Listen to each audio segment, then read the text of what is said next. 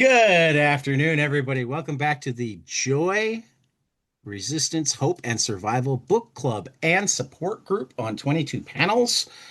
This time, this week, this month, we are recording in two parts because while Lee and I talked some crowded last month, and like nobody else managed to show up, which made us sad because we liked it a lot.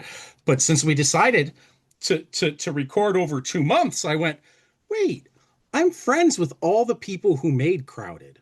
So I reached out to them and since there's a huge time zone difference, Chris is probably just getting out of bed in Portland right now. He doesn't strike me as a morning person. And Ted and Ro are probably staying up just a little bit for us because they don't strike me as night owls in Gloucester. Um We're recording this month in two parts. Welcome to part one of the JRHS Book Club and Support Group. Lee, we forgot last month and possibly even the month before because that's how frazzled we've all been. But I like the check-in period, and I like the Uh, way you lead it. So will you lead us in our support group Absolutely. check-in before we dive into the book?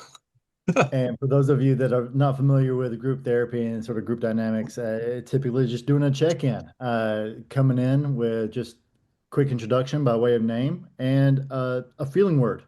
How are you feeling today? What word best describes how you're feeling? And I'll start just to kind of lead by example here. I'm excited. I'm excited. Got through Crowded, all three volumes. Hi, excited.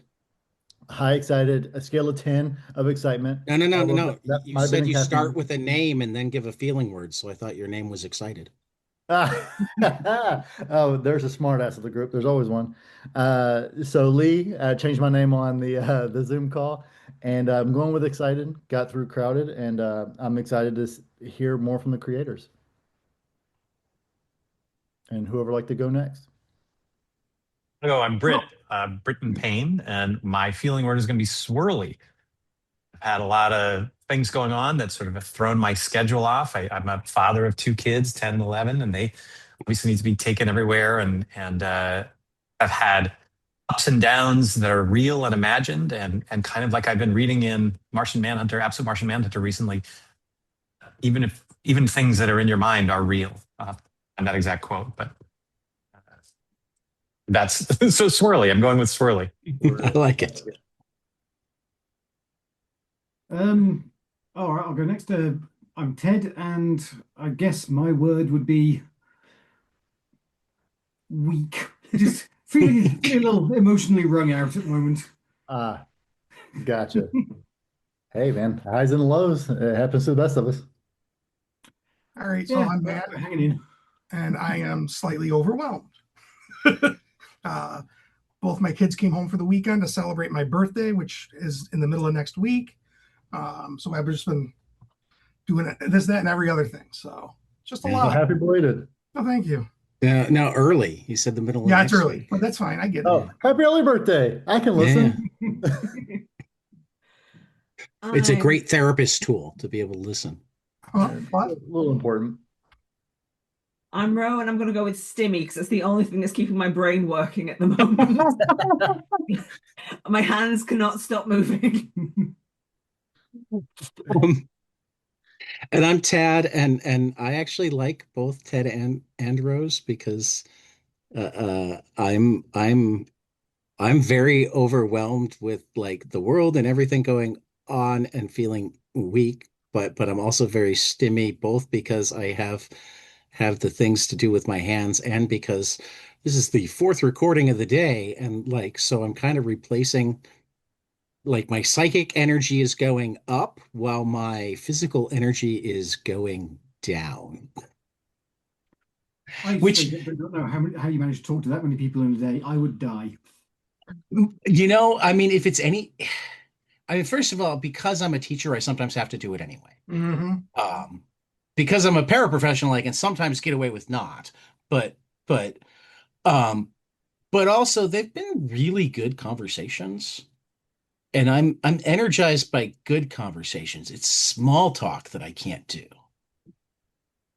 Like intellectual, thoughtful, conversations where you're trying to figure out what the other person thinks and is saying, and you're sharing what you think and you're saying, and everybody's open to the possibility of changing their opinions, not even necessarily to, oh, I'm going to adopt your opinion, but ooh, I hadn't thought about that. Now that I've thought about that, I think this third thing. I find those really stimulating, though sometimes physically exhausting. So that's where I'm at, is like today's been an energizing day, and I'm also really glad that tomorrow is Casimir Pulaski Day and my school celebrates, and therefore I will be able to sleep in because I will need it by the time we're done talking to Chris. So yeah, the book is crowded. This is a few books back for you guys, and I'm going to quickly plug it's Worst Man you've got coming out this year, right? Yes. I can't wait to see a copy. Hint, hint, nod, nod, wink, wink. Um, because I'm excited to see, I mean, you guys have written some short stories, but mostly I'm used to seeing your amazing art with other people's writings. So to see a huge graphic novel with just your sense of humor and whatnot, I am super excited about. Um, Famously, last year you also got to write the first scratch and sniff comic in many decades. We Or didn't not write right, that, we draw, just drew it. draw. Yeah. That's right. Yeah. I had you with Joanne on. I had Yeah. all three of you go back and listen. So I just think of it as a creative team. Because she's also on the continent now, and therefore, like, the time zones to have the three of you were much more conducive than the time zones to have Chris and you two. Yeah. So I'm going to actually start before we get to Matt's art question. I know I probably asked this during our first conversation, but that was almost like 4 years ago now. And the book itself finished up like 3.5 years ago, because I think we talked right before the graphic novel third volume came out. I feel like was the first time I we mean, that talked, but sounds I could be plausible, wrong. but time is a lie, Right. so I'll take your Well, word. well, that's exactly my point.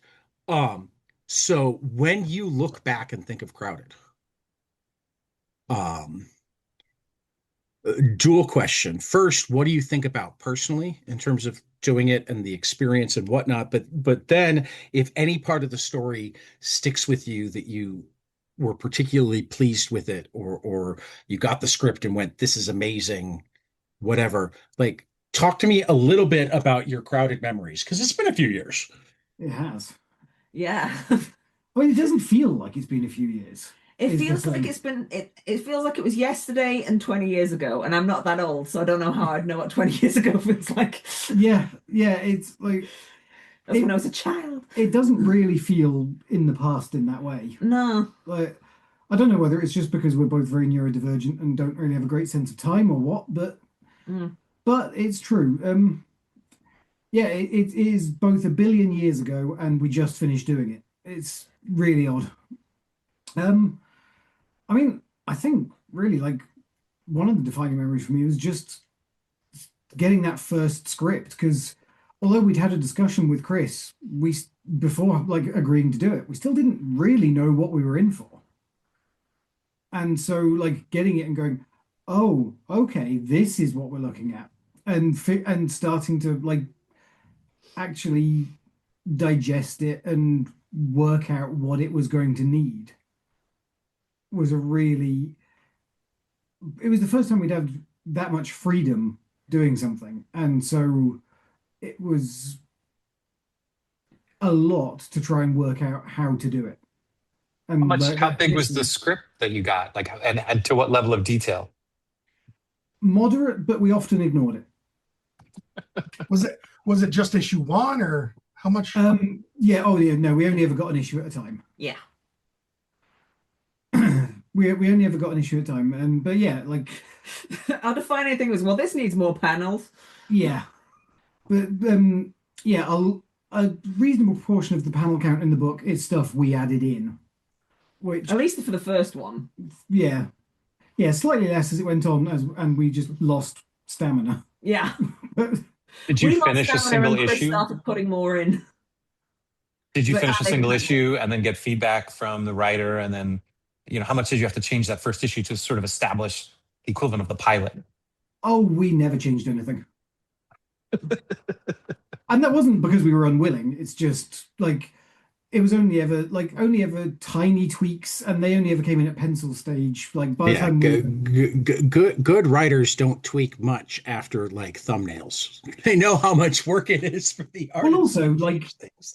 you know, Our tweaks tended to actually just take what Chris had put and I'd made like split it up so it was more for clarity. I was like, oh, this moment could do by being itself rather than full on changes. or yeah, anything. yeah, we never like outright said this isn't the right thing, like as a vibe, but sometimes would just go, we get what you're going for, but there's better ways of doing this. But yeah, I mean, Chris was a very good collaborator from that point of view of he always was willing to trust us to know our job. And how long was the whole process from, when you first got that first script to when you turned in the finals for the last issue? Couple of months. Well, the first I mean, issue, that gets weird. Let me jump in really quick just because I did put a time frame on it because we couldn't because it felt like a lifetime ago. And one of the reasons it feels like a lifetime ago is issue 12 of Crowded, which was the last single issue that came out.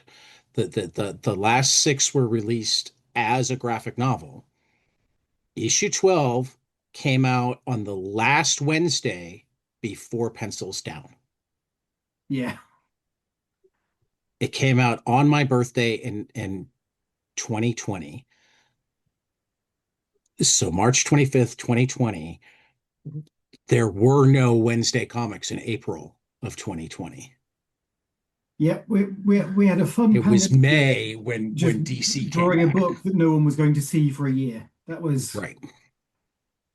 we really did lose our minds a bit that year. yeah. But yeah, it was I think probably a couple of months because like Well, the thing is, with the first issue, because we did the first few pages, yeah, we did the first 5 because we had to pages. do it for the pitch, wasn't it? Yeah. So Yeah. that kind because it's got that gap in the middle between doing because I don't think we had script past The first first 5 pages no. to begin with because we didn't know if it was going to get picked up. So it was then after that. So that I can't quite figure out what the full time scale was. Yeah, no. I mean, it took a little bit of figuring out to begin with for the first 5 pages. yeah, because we added a lot of extra stuff into that to make for timing beats. Like Those first 5 pages are ridiculous. Page 1, I think, only had 5 panels on in the script, and it's things like that. Like, just it worked much better like this with timing. Like the panel of Vita's eyes was not in there, and we like adding beats. Yeah. Like how did you come up with? I mean, I'm curious to know about the process of building that world. It's a really deep world, and also how you did the sort of Steranko sound effects. Like how much of that was, or visual effects even. How did you guys work that out? I imagine some of it was as you did those first 5 pages, and some of it was over time. Well, some of the places are real places and were like a lot of looking at Google Earth and Street View and trying to figure out how to draw that. Although the bit from the observatory in LA, we actually, I went into my copy of Grand Theft Auto at the time and drove up to the observatory in there because it's basically a model of LA. And That's used incredible. In-game photography to get the angling right for that. Okay. Which is a really underrated trick. We've also used these Marvel Spider-Man games for New York. We also used a Marvel Lego game for the interior of the helicarrier. Yep. Nice. Because sometimes you just want. There are no references. Exactly. Sometimes you need a certain shot of a certain type of corridor. The comics just isn't obliging, and the game has one. So you just have to play through a level of that in order to get what you need. Oh, that's interesting because I'm a video gamer as well. I know that Watch Dogs did that for Chicago because it's heavily based in Chicago. So Yeah. some of the streets and buildings are legit. Like they took a picture of it and put it in game. So that makes total sense. Yeah, I mean, like lots of very talented 3D modelers have already done a lot of work. There's no point reinventing the wheel. That's amazing. In those first 5 pages, maybe it's towards 6 or 7, I think is the first time we see you do a Steranko effect. It's when she throws the coffee on the little old lady. Yes. Yeah. Yes. And the splash of the coffee spells the word splash. And that's something you do a lot in the book that it took me a couple times. At the first time I saw one of those, I was like, oh, that's an unusual shape for a splash of coffee. It's very dynamic, just like the rest of the art. And then I started to notice, you on the very first page, you have blam, blam, blam, which is a more typical way of having a visual representation of a sound effect.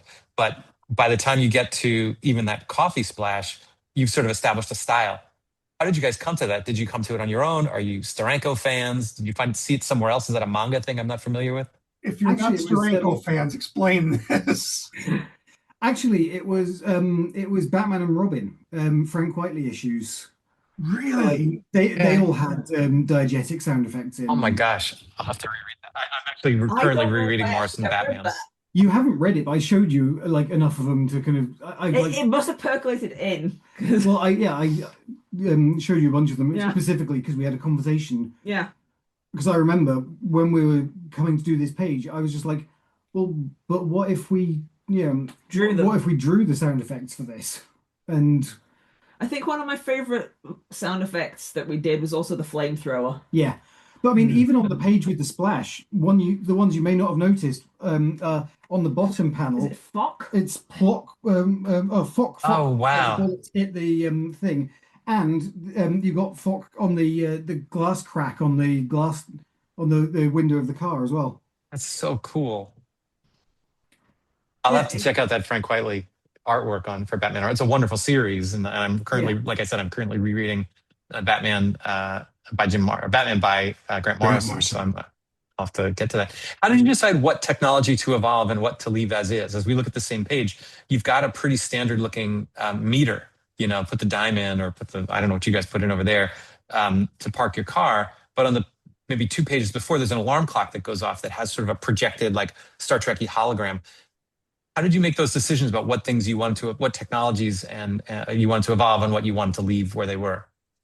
I think sometimes it was just we remembered, but also we could do that. Yeah, but also like a lot of it was at the time we were discussing Parks and Rec season 7 for the alarm clock stuff. I mean, like but in general, the philosophy of like the future isn't evenly distributed. Some bits will be boring and cheap because boring and cheap works, and some things will be gimmicky and like flashy because you can sell that. Like. So, like, they're not going to make a profit off a fancy parking meter. No, exactly. And so, like, Parks and Rec season 7 was kind of like a lot of the jumping off point for that. Of like, they actually did a really good look at what it'll look like to have futuristic technology in some areas, but just you're still driving a crappy ordinary car.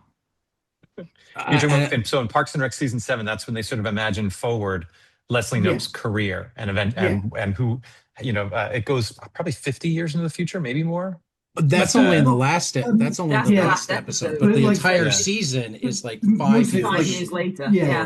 Yeah, which was exactly the kind of vibe I love the synchronicity because so often when Ted and Ro and I talk, it turns out that like we listen or we watch the same shows. Because my wife and I just finished our rewatch of Parks and Rec literally yesterday.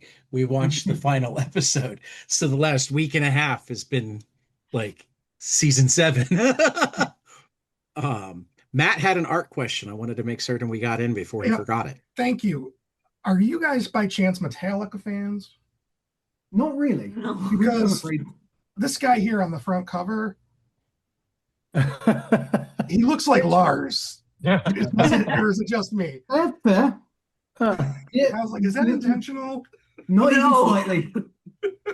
I mean, this is one of those times of like, proper disclaimer of any resemblance to anyone real or fictional, living or dead. Coincidental. Purely coincidental. Fair enough. There's only so many faces. Yeah, I just actually remembered a random question that it's been long enough that I got to ask it again.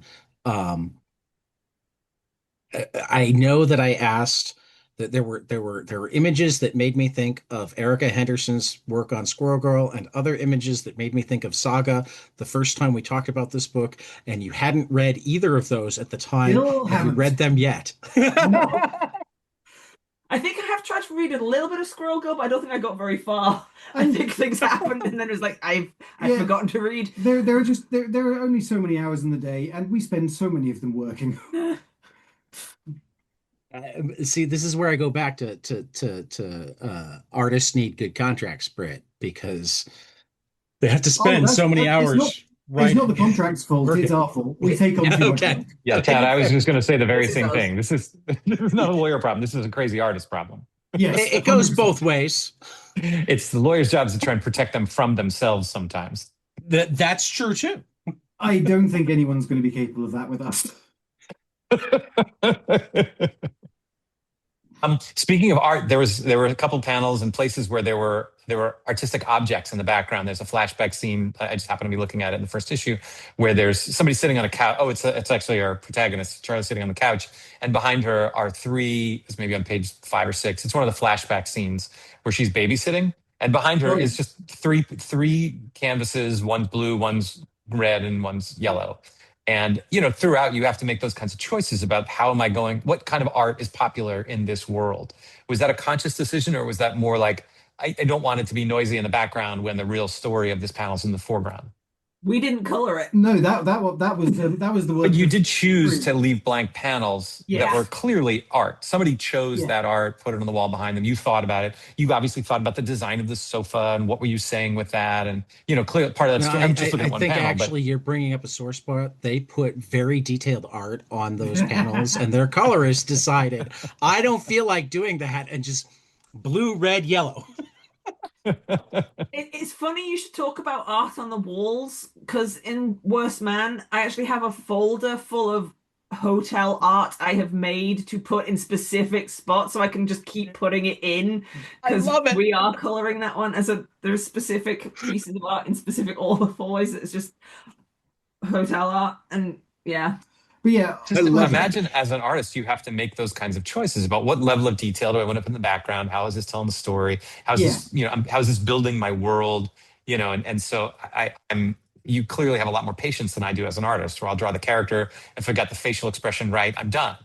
So that's why it's a doodle and not art. Right. And whereas you guys, even in that panel, you could have had a wall behind them, and you chose to have a sliding glass door or a floor to ceiling window, and you can see a fence out in the background and a tree out in the background, and you sort of gave yourself a harder job. Oh, we will always take the harder route, because it doesn't occur to us not to. And also because, it's part of the thing is, what it comes down to is, years later, you won't really remember how disgusting you felt when you were overworked, but you'll look at the work and go, yeah, that turned out well. It's a great perspective. The suffering is temporary. The pages last forever. I love that. Over the course of, I'm dominating this conversation, by the way, Matt and Lee and Tad, please. You're asking a lot of stuff I was thinking. You're doing good stuff. All right. So the two things, I have a handful, but the two topics that I'm most interested in are related. There is about the evolution of the art style over the course of the time you do the book. So if you're working on a book, it's 18 issues. I don't know. Does that take a year and a half? I don't know how long that would take. Well, this one in particular started in. Do you guys remember how much lead time before the first issue came out? Because the first issue came out August 15th of 2018, and the last volume came out on February 16th, 2022. But again, there was a pandemic in between. The previous year, because we had to have 3 issues in the can before the first one came out. Yeah, it took about 4 years in total, I think.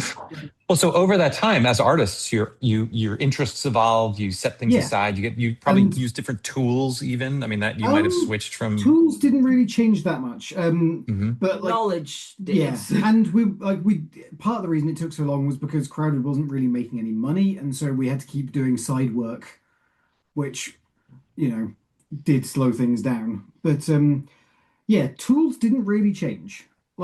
Mhm. After the first 5 pages. 'Cause the first 5 pages I inked with brush and then moved to G-nibs and stayed there. What's a GNIB? It's the most common manga inking, like a dip pen tool. So that you did all, you didn't use a Cintiq or a tablet or whatever? For inking, oh God, no. I don't. I prefer to do it all on paper. So Ro will pencil digitally and we'll print them on 11 by 17 boards. Mm. Hang on, I'll I give me 2 I secs. I'll get one and show you. Just yeah, get one of those. I Neat. love that, and I don't know if I remembered that because that is, I mean, A, so no, neurodivergent with Ted's response for inking. What are you talking about? But B, so different from what I'm so used to hearing. There's so many people that like insist on still doing their pencils. Cool. Yeah. Yeah, So that's amazing. So if you're just listening, we just got to see Ted bring out old yeah. a big giant portfolio full of Oh yeah, Right. black we've and got white quite a inked few of art these. pages. Right. But yeah, no, I'm much more used to hearing I do rough pencils, scan them, and then ink it digitally. Hearing the reverse is I don't know if I've ever heard that before. Yeah, that's And yet Ted and like I get it actually because it's the final piece and like there's something more real about it. It makes sense to me that this was inked by hand. That makes that hard to pin down what makes this pop in a way that other books don't suddenly click in my head.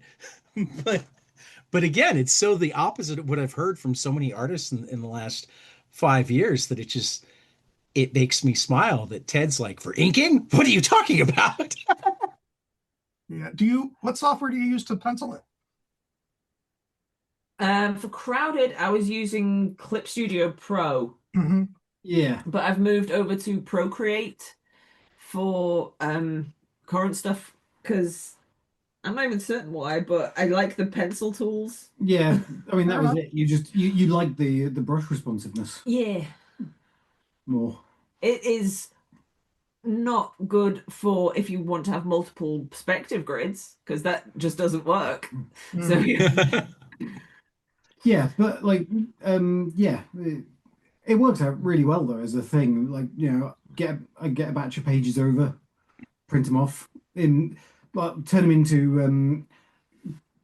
blue line. So all the black lines of the pencils go to blue.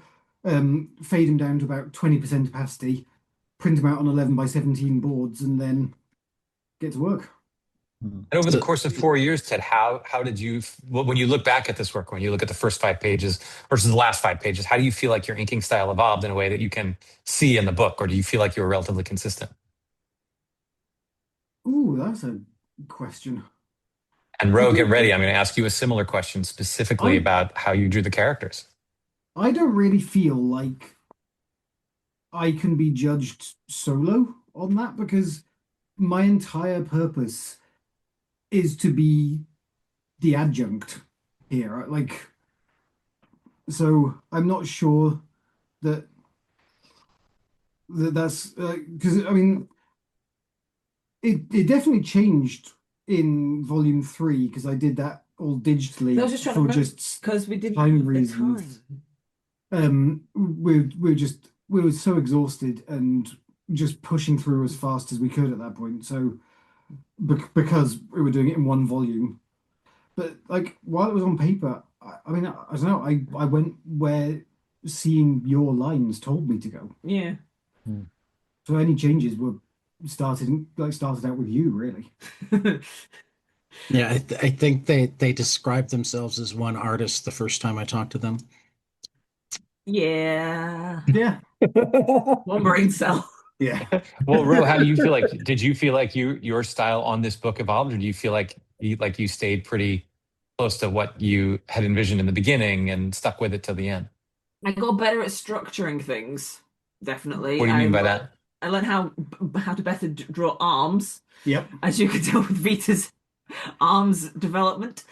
But Yeah, there's definitely some heads earlier on that I had an idea for what I wanted, and I didn't quite have the skill for how to structure it at certain angles that didn't quite turn out how I wanted it to.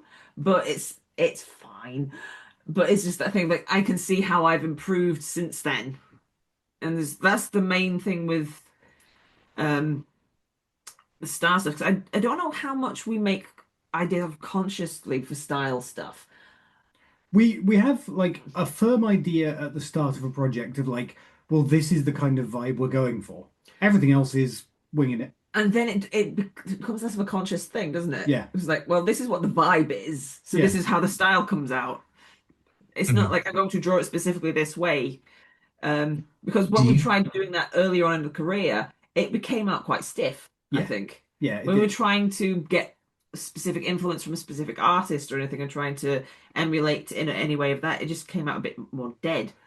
Yeah. Whereas if we just like basically, kind of finalize a vibe list going into something, then it's much easier to stick to that without killing anything.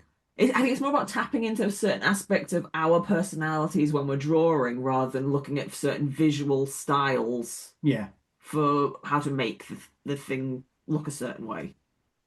Now, for like positioning or whatnot, do you use any sort of photo reference or model or whatnot, or are you doing Oh, that? I can't remember for Crowded how much we used. Mixed. Like, Sometimes we would have photo references, but yeah, if you want to, what we like to do is the acting of stuff. So even if at certain points we weren't doing it for photo reference in there, we probably were actually doing some of the poses when we're just like figuring out how this And works. that's kind of what I meant. Yeah. Yeah, yeah, Um, yeah. I mean, that's the advantage of the fact that you work together. You can say, Ted, do this. oh yeah, it happens a lot. The acting in this book was so fun. Now that you brought It it up, Ro, is. it was really a treat. Like, I'm not much of a manga reader, so maybe it's this is a translation to me that of something that everybody else already knows. I loved the body language and the how deep into the facial expressions. Basically, everybody was, but Charlie seemed like the inspiration for all that. She was so fun and over the top and horrible, to have in your life, but also invigorating and fun and the kind of like mayhem that makes makes trying to keep that under control is part of what makes life a lot of fun. So she's such a fun, great character.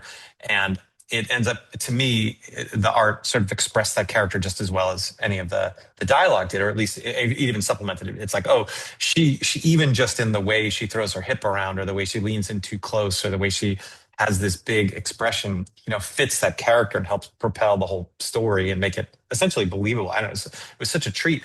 And Vita over time, I thought got more. I thought she looked more feminine in the beginning, not by a lot, but like a little. And then by the end was much more masculine. And at first I was wondering, first of all, I was seeing things and I kind of checked on it and I was like, yeah, I guess a little. And, she might have just changed her clothes or something.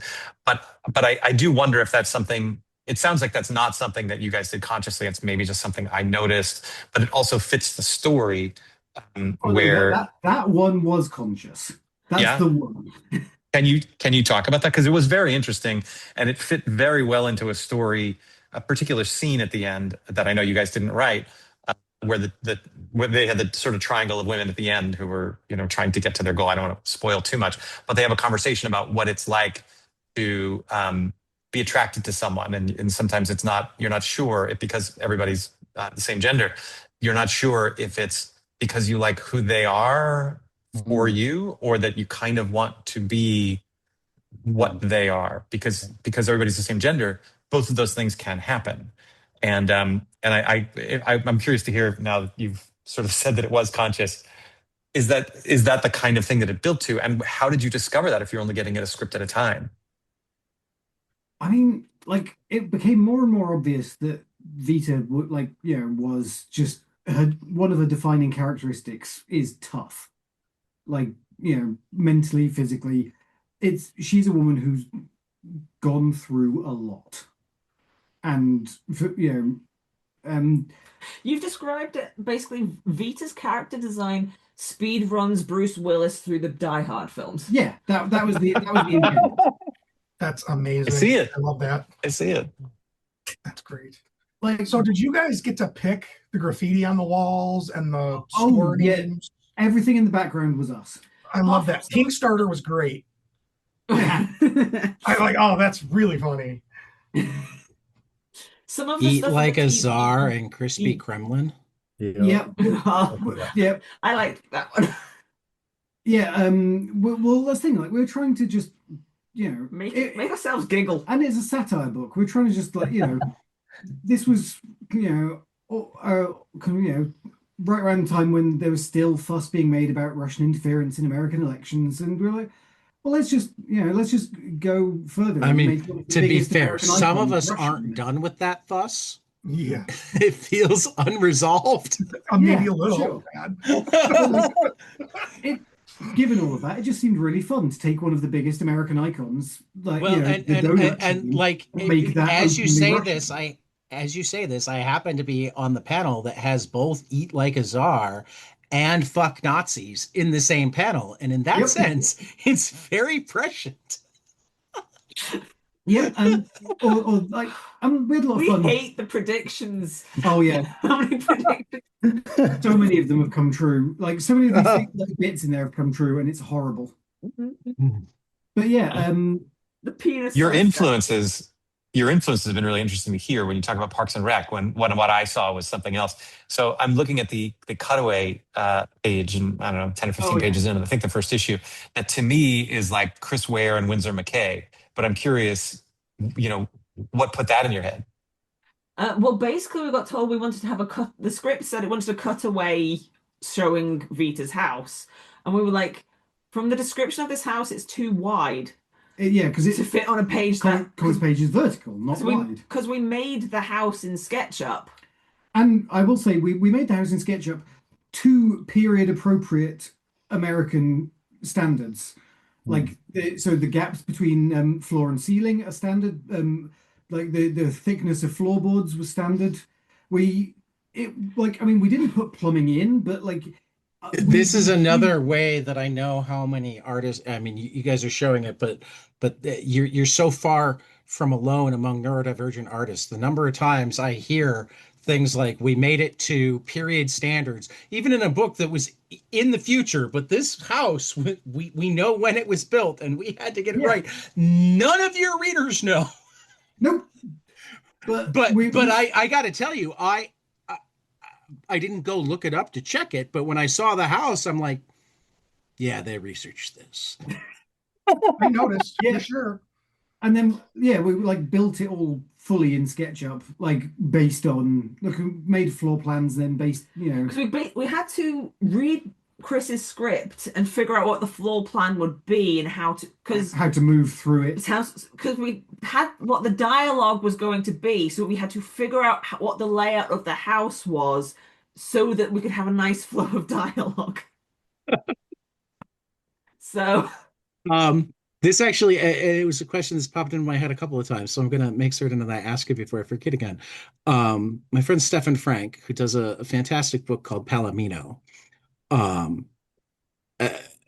came to comics. Well, didn't come to comics through animation. He's been a comics guy too, but he's done a lot of animation work. So one of the things that he did at the beginning of Palomino, and would stop and do in between if he introduced a new location or whatnot, is he will put together the digital mock-up of the location with the 3D modeled on the computer, because he's got those computer skills, so that he can throw the art up on the wall, he can put the stuff, and then before penciling, he'll like get his angle with that stuff in, pencil on that page, including going over and putting more detail into all of but rather than having to remember how the room is or go, he's just like, okay, this is what, so it starts with making a bunch of 3D models, and then it's what's the angle on each of these pages. We're printing up pages that have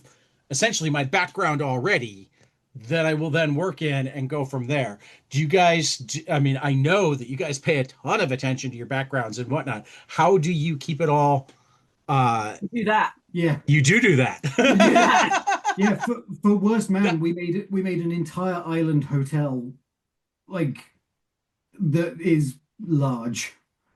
And again, like it was the same thing. We went through like design process of going, right, well, this clearly wouldn't have been started as a hotel because it's a bit more of a classic building. So it would have started as a house, and then this is how they would have adapted it to make it into a hotel. And But one thing we really want to learn Blender, because with Crowded, all of the sets were like they weren't that big because it was like one location at a time. But if you're doing an entire hotel, SketchUp doesn't like that. And SketchUp is badly enough made that its processing issues scale with your computer's processing power. So it doesn't actually get any better if you put it on a larger machine. So yeah, having one big building that you basically have to split into 4 different things of like, well, this is what the upstairs looks like, this is what the downstairs, and this half is like, yeah, I want to learn Blender because that seems to doesn't have that problem. Well, and I'm now thinking that and this is just how my neurodivergence, and I'm always thinking of the next episode or the next cool thing to do. I'm now going, I so want to put you guys and Stefan in a conversation together and possibly even make it like the first, or I mean, it could be the first. I've been considering finally doing some video 22 panels. We finally started posting the audio to YouTube, and it's like, oh, if I've got a YouTube channel, maybe I should do a video from time to time, but I want to make it like worth it. But I'm imagining like having you guys and Stefan with your 3D models sharing screens, showing us how we set up rooms, because it's just so fascinating to me and such the inside baseball of comics that like as soon as you hear it, it's like, oh my God, that's brilliant and whatnot. But like as a reader, until somebody says, oh yeah, I do this, it's like, how do they make that magic work? I don't know whether that would work. 'Cause we no longer have a subscription for SketchUp because it's so expensive. We realized our year subscription was going to run out with, was it 70 pages left of Worst Man to do? Yeah. So I dropped doing pencils and did 3 solid weeks to get the remainder of the shots we needed from the island before the subscription died. Yeah, that makes sense. That makes sense. No. So I have a question about some of the character development, because Britton brought up a great question about the sort of progression and development of, say, Vita. I'm wondering, is there a particular like character or relationship dynamic, or even just environment? Because we talked about how awesome this sort of universe is. Is there something about the comic now? If I could try to narrow all your experience down to like a single question, I guess, do you have one of those things that sort of pops out to you that you feel connected with, and why? I think for me, it's the world building of like all the stuff, because that was just us goofing constantly. And like, and I'm proud of every single one of those gags. You should be. They all still make me laugh every time I look at them. My single favorite one is the one where in the splash page when they get to Vegas, Marie's condos. Yes, I saw that one. Just there's a super deep cut that came from the writers, a really deep. So I don't know that you guys would know about it even, but it's a there was a couple, 2 men, and they were getting beat up. I think it was in Vegas by Vita, and one of them said to the other one when they got hit, they said sugar bear, and the other one said butterfly, and that's a reference to a very specific song. yes. That I was very excited that I got the reference. Yeah, no, I think for me it's just like all the background gags, because they were keeping us sane throughout a lot of this. You put in Scott McCloud, I think. Does that ring a bell? Probably. We probably did. They interviewed her old friends, who Yep. submitted money to the. We haven't, I guess, in the podcast we haven't described the plot of this thing. Well, we did kind of last month. Oh, okay, fair enough. But we could do it again. Go for it. Well, there's a young woman named Charlie is a sort of alternate future kind of story about a young woman named Charlie who, Like 10 minutes in the future, not deep into the future. but it feels futuristic. Yes. I remember that it was 5 minutes in the future, but it still has feels futuristic. Oh, And yeah. there's an app in this world where the world had evolved a little bit so that people wanted to get out their frustrations. There's an app that lets them get out their frustrations. You can put out a hit on somebody, and if you put money in the pot and somebody else murders that person, then they get the money. And so it's a sort of a matching Reaper. app like that. Reaper. And Reaper. so the star of our show has become famous for being on this app, and so everybody wants to target her. She gets to be known as the $1 Million Girl, and then and again it goes from there. So early on in the scene that I'm Eventually, the talking about, $3 million girl. well, that's spoiler alert, huh? Yeah. And so in this particular scene that I'm talking about, the woman that she has hired to protect her through a different app and is allowed to do this legally is trying to find out, why are all these people interested in seeing you dead? And they interviewed people who knew her in her previous life who had, I believe, contributed money into this thing. And one of them is Timmy Fisher, motion graphics designer, ex-boyfriend. And he's wearing a shirt and an outfit that looks like Scott McCloud wore it in Understanding Comics. That is a complete coincidence. That is so funny. I just happened to have read a different. I'm reading Zot, and so I'm thinking about Scott McCloud a little bit, and that was funny to see. Wow. But those are the fun decisions you guys get to make as artists when you get a script and you're like, okay, well, what am I going to entertain myself with sneaking in, as references or giggles or people that I really know, or That might have been. I think he might have been in a Flash t-shirt. Yeah. it's a red t-shirt with a yellow sort of lightning bolt and a green dress shirt over it, basically. Yeah. Which at least reminded me. And then he's got like that kind of career as a motion graphics designer. That wasn't on purpose? No, I think he was just wearing the Flash t-shirt that I owned at the time, and then the colors would have come from Tree. Yeah. Oh my God, that's so great. And then there's a restaurant you called The Food Place, and I wonder if you were watching the TV show The Good Place at the time. It's, We the, made that gag. it's the same font as their title. Oh, that's so great. I still stand by the last podcast that we did. My favorite pages was the one where Charlie and Vita, as Charlie's doing Charlie things and Vita's trying to protect her, going to this strip club called Bi Furious. Yep. Still my favorite page. Of like, That one was wow, actually in the script. That was not us. No, I think that might be the only business that was named by Chris. Yeah. really. So you guys were Click Click Boom? Yeah.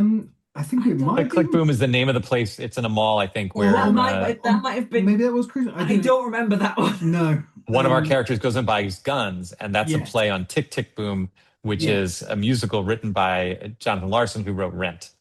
It's a pretty deep. Totally Chris, though, 'cause I did not It's a know pretty that. deep cut. Yeah, certainly. Well, and anything- ironically, it's also a comic now by Doug Wagner. Click, click, boom. Yeah, certainly. And that came after, so he was stealing from you guys. Any business that they don't interact with was probably us, and anything they do interact with was probably Chris. That's usually a good rule of thumb. Yeah. Like, I'm looking at when another. they first go to the comic store with Hepcat Comics, Chris named that Yep. because I think that's named actually after- even a real shop. Yeah, he was Yeah. naming it specifically after a shop that was like staffed by friends of his. Right. For that matter, I think Bi Furious might be a real place too. That was I so can't funny. remember. I don't know. We did name. We also named Obnoxious the club I as think well. so, yeah. Oh no, we definitely did. Just because that seemed like a fitting name for that kind of place. I'm looking at another fun page, and I am wondering whether it was scripted or your decision. With the Vita Slatter's superhero list, the Polaroids are such a nice touch. Was that scripted? It's in the third book. I can't remember what's actually on the page. Oh no, it's in the second book. I'm in the wrong book. Yeah, sorry. It's been so long we can't remember what we did. I think it's page 44 roughly. Or at least that's what it is in the digital. But yeah, there's the four different Polaroids to go I along think with. I think that might have been requested. I'm not certain. I can't remember. I can't. I I don't suspect. remember whether how much of that was in the script and No, how I mean much. it was definitely I can definitely remember it being said as like a page from an old an old kind of ring bound book that Vita had. I'm not sure I can't how remember. much of it was scripted to look I exactly mean, like that. young Vita punching a kid in the balls could have come from us or Chris. Yeah. That's Oh, true. right. Fighting dirty. Fighting dirty. Yes. Yeah, I don't know. Bro, how much of yourself do you find that you put in your work when you're penciling? Whether it's the lead character reminds you of yourself, or an idealized version of yourself, or a character type you've always wanted to draw. How much of yourself ends up on the page, do you think? All of the stupid expressions of me. Do you look at yourself in the mirror or something? I have taken videos of myself doing stuff to see what my face does and how my body reacts. Because sometimes I need you, and that because I will have done the pose, but it doesn't look right when I'm doing it. So I have to pose Ted into what I just did so that it looks more right. Because I also have a bit of hypermobility. So sometimes it goes too far and it looks weird, particularly my hands. Yeah. They don't move right. My hands do not move right. They shouldn't bend like that by themselves. But so it does make some of the hands look awkward because you've had a look at something like that hand doesn't look right. It's like that. Yeah, That's you're literally moving my your hand. wrists more than she was, both I'm of really you. trying as hard as I can, and it's not interesting. Yeah. Wow. Yeah. Oh, yeah, you put them together. Oh, look at that. Yes, you definitely Yeah. have. So what we're doing, for those of you just listening, we are putting our palms together and then trying to move our fingers as far away from each other as Yeah. you can. And Lee and I are doing it, and we're getting, I don't know, 2 inches away, 3 inches away, and then Ro is doing it, and it's like She's two. not quite touching the backs of her hands with her fingernails, but it feels like She's really bending quite a bit. Now she's bending right. I think her you're pointer looking finger back, awfully and it's good. going almost to a right angle. Be careful, bro. I Those are your didn't tools. realize this was weird until I met you. Yeah.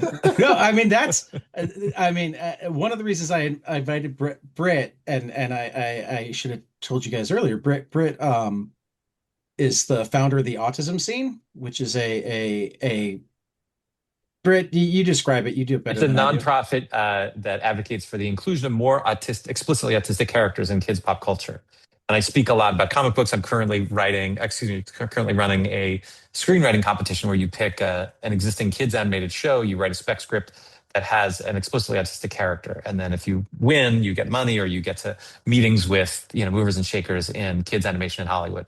And so I spend a lot of time thinking about autistic and neurodivergent characters as facing neurotypical kids, so they can get exposed to different kinds of people and their inner stories and lives, in the hopes that it will engender more empathy for the autistic people who they encounter in their real lives, and also as part of that, generate work for autistic people who are in Hollywood and trying and pop culture creation, so they get more opportunities as well. Awesome. So I bring this up just because when Rose said that she didn't realize that everybody couldn't do that, uh, I've been dealing with a lot of various things with my autism lately, and some of the trauma from not being diagnosed for a long time, and so much of that is driven by things like, oh, that was uniquely me. That's not an everybody thing, and how long it took me to know that. Yeah. Because I mean, it's natural for people to think that. I mean, if at least a psychologist, how old are you when you start realizing that your brain isn't the same as other people's brains? When you go from concrete to abstract thinking? Yeah, even as a counselor, very young, 4 to 6 is when you start making that sort of development there. Very Okay. So younger than I thought, but there's still so well, young. I meant the person knowing that they were different. Oh, yeah. Not they are different, but being aware that my brain works this way, their brain works that way. Just because I think it doesn't mean everybody thinks it. I know it's sometime before you get rid of your imaginary audience, but not. That goes away. Well, yeah, no. Imaginary audience, I think, is the first of the things that like some people never manage to shed. Um, but yeah. So yeah. I'm gonna just because I know it's getting late for Ted and Ro, and because the rest of us are coming back in a few hours, I'm gonna move towards wrapping up. But I'm gonna first ask any final thoughts on Crowded from Ted and Ro. Um, well, just getting the volumes out again for this. I'm still very happy with the 3 trade covers, Yeah. because they end up like in the correct sequence, actually telling the entire story of the book pretty well. Yeah, I noticed that. I like that. Yeah, it worked out well because like it wasn't it wasn't planned out from the start. The issue 1 cover was just like, oh well, that's going to be the trade, and then the other 2 trade covers were like, well, okay, so we need to replicate that, but keeping in touch with the themes, and so it just ended up being like a way of distilling the entire book into 3 images, which worked out Yeah. quite nicely. I would totally own Vita's jacket. Yeah. The yellow one? Yeah. Yeah, okay, I get it. Yeah. Yeah. Kill Bill inspired? Yes. Hey, you got one right, Britt. It's fun. It's kind of fun to be wrong though, because I I saw, know. one thing, and it's really interesting to hear, what are the Yeah. influences. Oh, absolutely. Overall, Ted, you're saying, overall thoughts. I think that if you're trying to encourage people to give the book a shot, the thing that I latched onto, and the thing that I think it is a really fun, propulsive um, story about a very charismatic but challenging young woman to be around, and the people who are trying to who kind of fall in love with her in a certain way. And I think that an immersive book that you can get into. It's 3 volumes. It feels longer than just 3 volumes. When you told me it was 18 issues, I was pretty surprised. So that you really get a lot of story and a lot of life out of these people. It's a very rich world that they're in, and it's a fun world that you can spend more time in, Well, which I just yeah, think is terrific. it definitely falls in the category of books that every time you read it, you will see more Mhm. and more and more. Um, whether it's the stuff hidden or I mean, and this is on both you guys and Chris. There's just so many layers of commentary in the writing, in the art. You've got Vita and Charlie's story, and I'm drawing a blank on the all but nameless woman's name. Cersei? Yes, Cersei's story. Um, but it's also a story of a world that's all too possible, in both good and bad ways. I mean, like, what happens with Oklahoma, and I'm not gonna, yeah, like if we do any real spoiling, we'll do it when Chris is on later tonight. So, like, anybody who's listening to the episode now, this is your spoiler alert. Like, pause when we're done talking to Ted and Ro. Go read the books if you haven't already, and come back when we talk to Chris, because I don't know how careful we'll be with spoilers there, and I am releasing it as one episode. Um, uh, but like that was like heartwarming. It's like, oh, here is something good that happened in this nightmare landscape of a world where Yeah, I where mean, where where a group of people managed to go, hey. I mean, it's not good that that's how they had to do it, but that like a group of people were able to go, hey, we know how to put ourselves in a position to take care of our rights. This is what we're gonna do. oh, Um, just going back to the book feels long. Part of that is because like an average image trade is 100 pages because it'd be 5 issues at 20 pages. Ours were 150 Yeah. because right. it was 6 issues at 24 average, Yeah. and some And it's, like up to 28.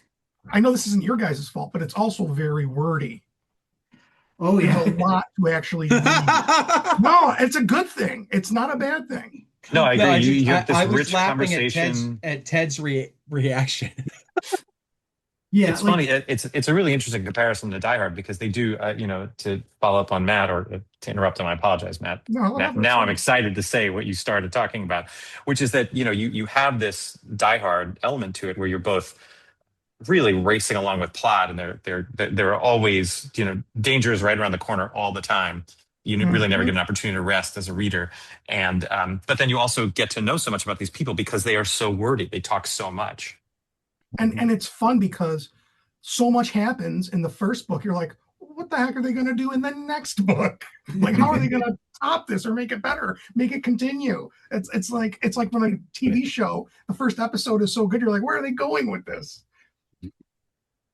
Yeah, no, I mean, this is a masterpiece of a series. I know it's For one that I will sure. come back to over and over again. It's one that I almost wish we could get like that completely boring. We live on a farm and now we're going to go on vacation in Costa Rica, and you're expecting something crazy to happen because we're moving at breakneck paces, but that's not our world anymore. So it never actually happens. Sequel, that would be amazing.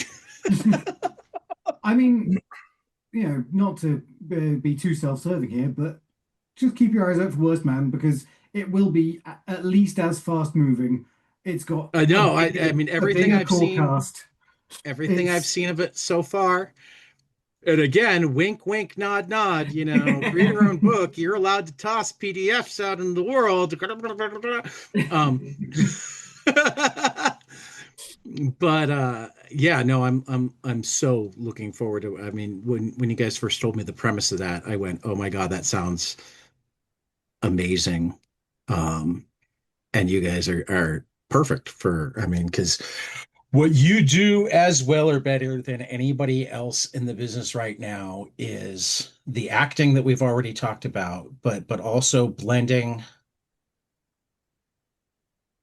uh, emotionally weighty topics with humor in a way that doesn't take away from the weight. Well, it takes away from the weight, but not the gravity, if that makes sense. I know exactly what you're saying. Yeah. And I don't think I can word it any better. Well, what I'd say is we describe ourselves as clowns for a reason. Okay. I like that. It's that, that's what clowning is. Everyone feels like shit, so you make them laugh, not to stop them from feeling like shit, but just to give them a moment of levity within it. Like, that is the essence of clowning. It's support, it's relief, it's finding joy in disaster. And that's where we like to live. Yeah. I think that is the perfect spot to end part one. So I'm going to kill the recording here. And when people listen again, Ted and Ro will be gone, and we might have some more people, including Christopher Sebela. So hang out for a second, Ted and Ro, because I just love talking to you. But oh my God. Please, dear God, no. Okay, good. And everybody had an ice break. We breathed, and we're back 3 seconds later, and somehow Britt has disappeared. Ted and Ro have gone to sleep, but Christopher Sebela popped into the room. So that's just awesome. I love how my world works. How's it going, Chris? It's been a while. Yeah, thanks for having me back. I miss you. I'm always looking for my friends to pop up so that I have an excuse to say, hey, come on the show. And you've been quiet for a while.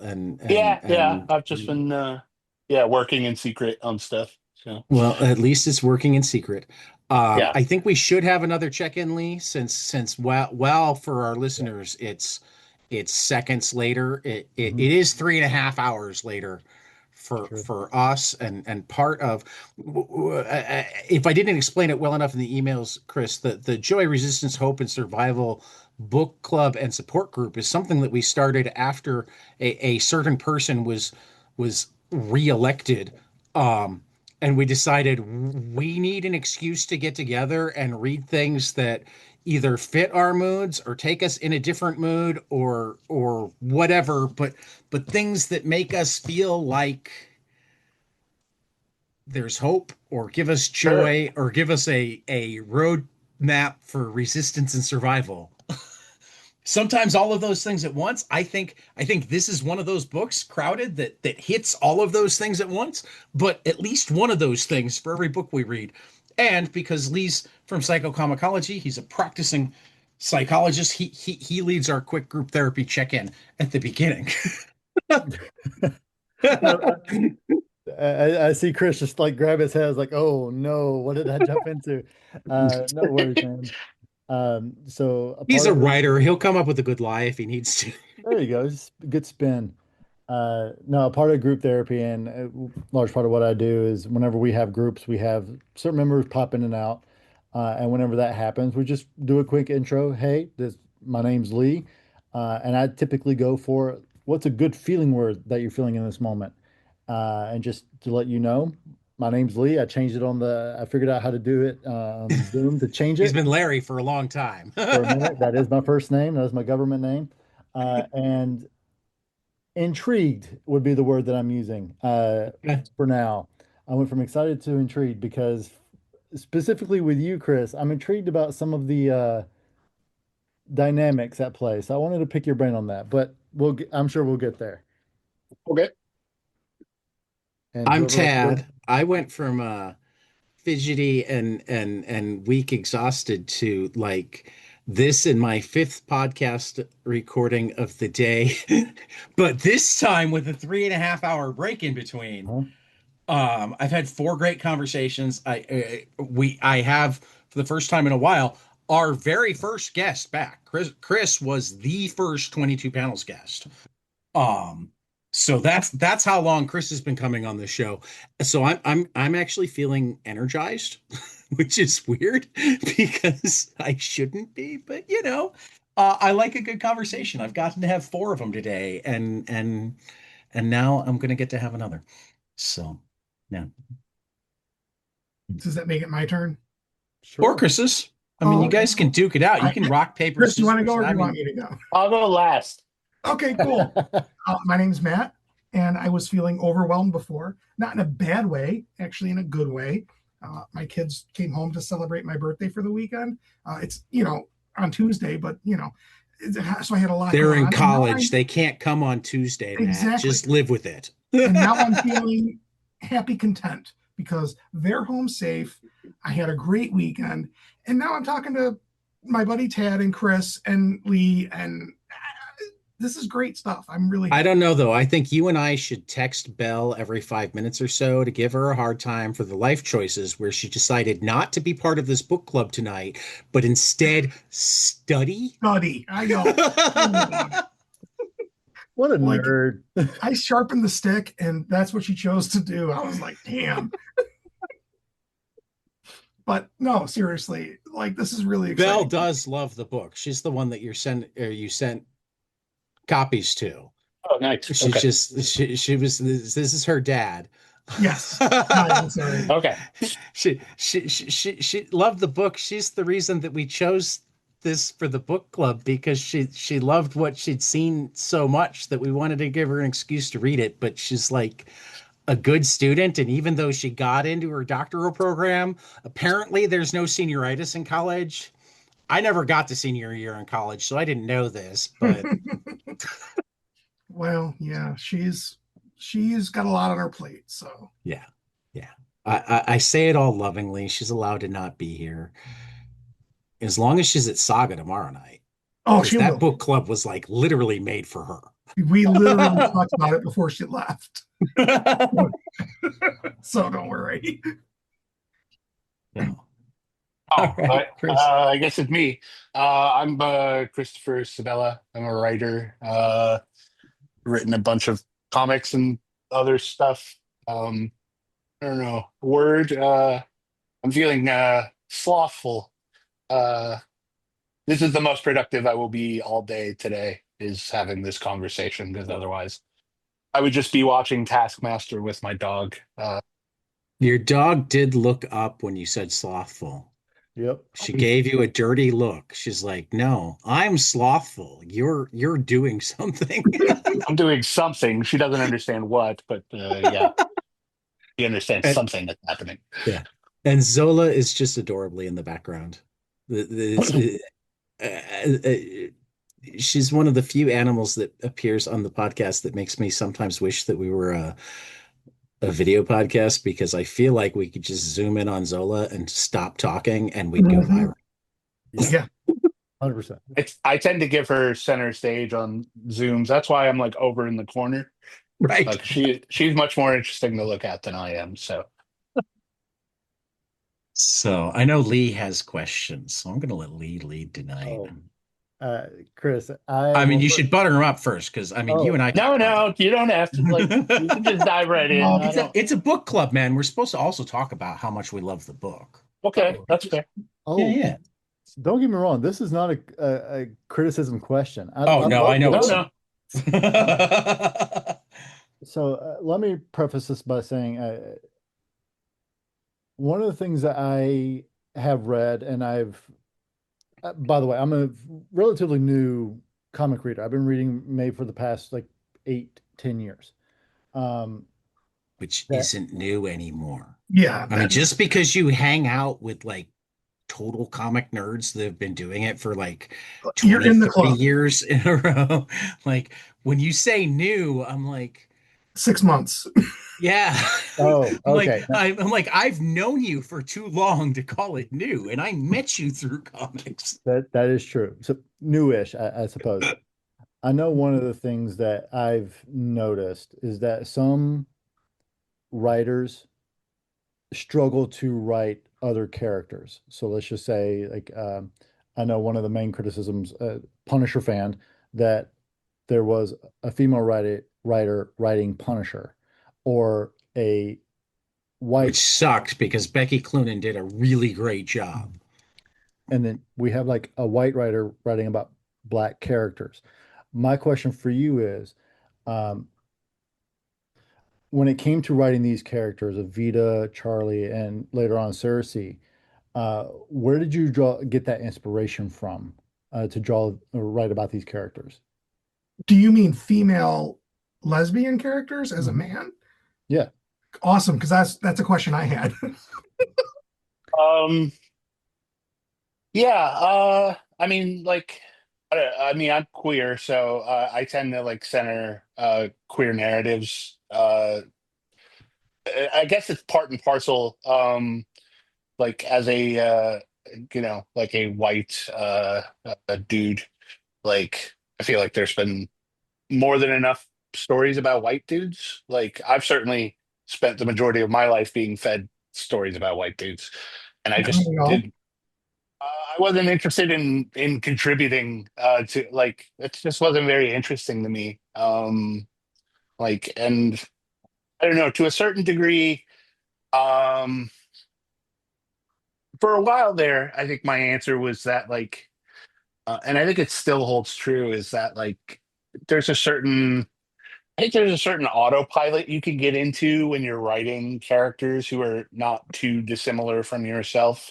Like you're just like, well, I know what it's like to be that kind of person. And like it's harder when you're writing about people who you don't, share a lot of major characteristics with. Mm. And I don't know, it just keeps me on my toes a little bit. That's more of a secondary characteristic at this point. Like, yeah, I don't know. And I just, I always approach it and like I want to write characters that I enjoy writing, and be as good at it as I can. So I don't know. I don't worry about getting blowback. One is that, like, you don't get a ton of blowback on creator owned stuff. As compared to, like, yeah, if like if I was writing a Blade comic or something, like I would totally accept that. Just because there's a lot more voices, there's a lot like, but I don't know, with like creator owned indie comics, for lack of a better word, like um, there's not as much expectation. I don't know. I just feel like, I just treat all my characters as like people, like, and I try not to, fall into tropes or um, cliches. Like, yeah, I'm just, I'm generating people, and a lot of it's also easier, I guess, a little bit because I don't write like super upstanding people. Like I'm much more interested in characters who are broken or a little screwed up or a lot screwed up, who are not, 100% pleasant all the time. Not like full on hateable characters, but I certainly like to enjoy characters where it's a little tough to, uh, you know, a little tough to like fall in love with them. Like, but I also treat that as like a success. Like if I can make you care about this character who's kind of a selfish asshole, I feel like I'm doing my job correctly. Yep. So yeah, it's a lot of stuff, but yeah, it's just I don't know. When I came up with Crowded, like when I started thinking about who the main characters were going to be, like Charlie and Vita just sort of pretty quickly popped into my head. Not fully formed, but pretty well formed. So I didn't question the process too much. Okay, so following on that, what made you think crowdfunding a murder? Because it's brilliant, and I feel like we really need that right now in today's society. And see, I'm the complete, I mean, it's brilliant, but no, we do not need that right now. No, I feel like we really Have you could do seen it. what's being done with poly markets already? Yeah. And this is the part where I say I'm a mandated reporter legally. Yeah, I don't know. Couldn't tell you. I mean, I could tell you. I mean, I remember exactly where I was, like when I had the idea. And kind of. I mean, I had the first idea about it in like 2013, I think.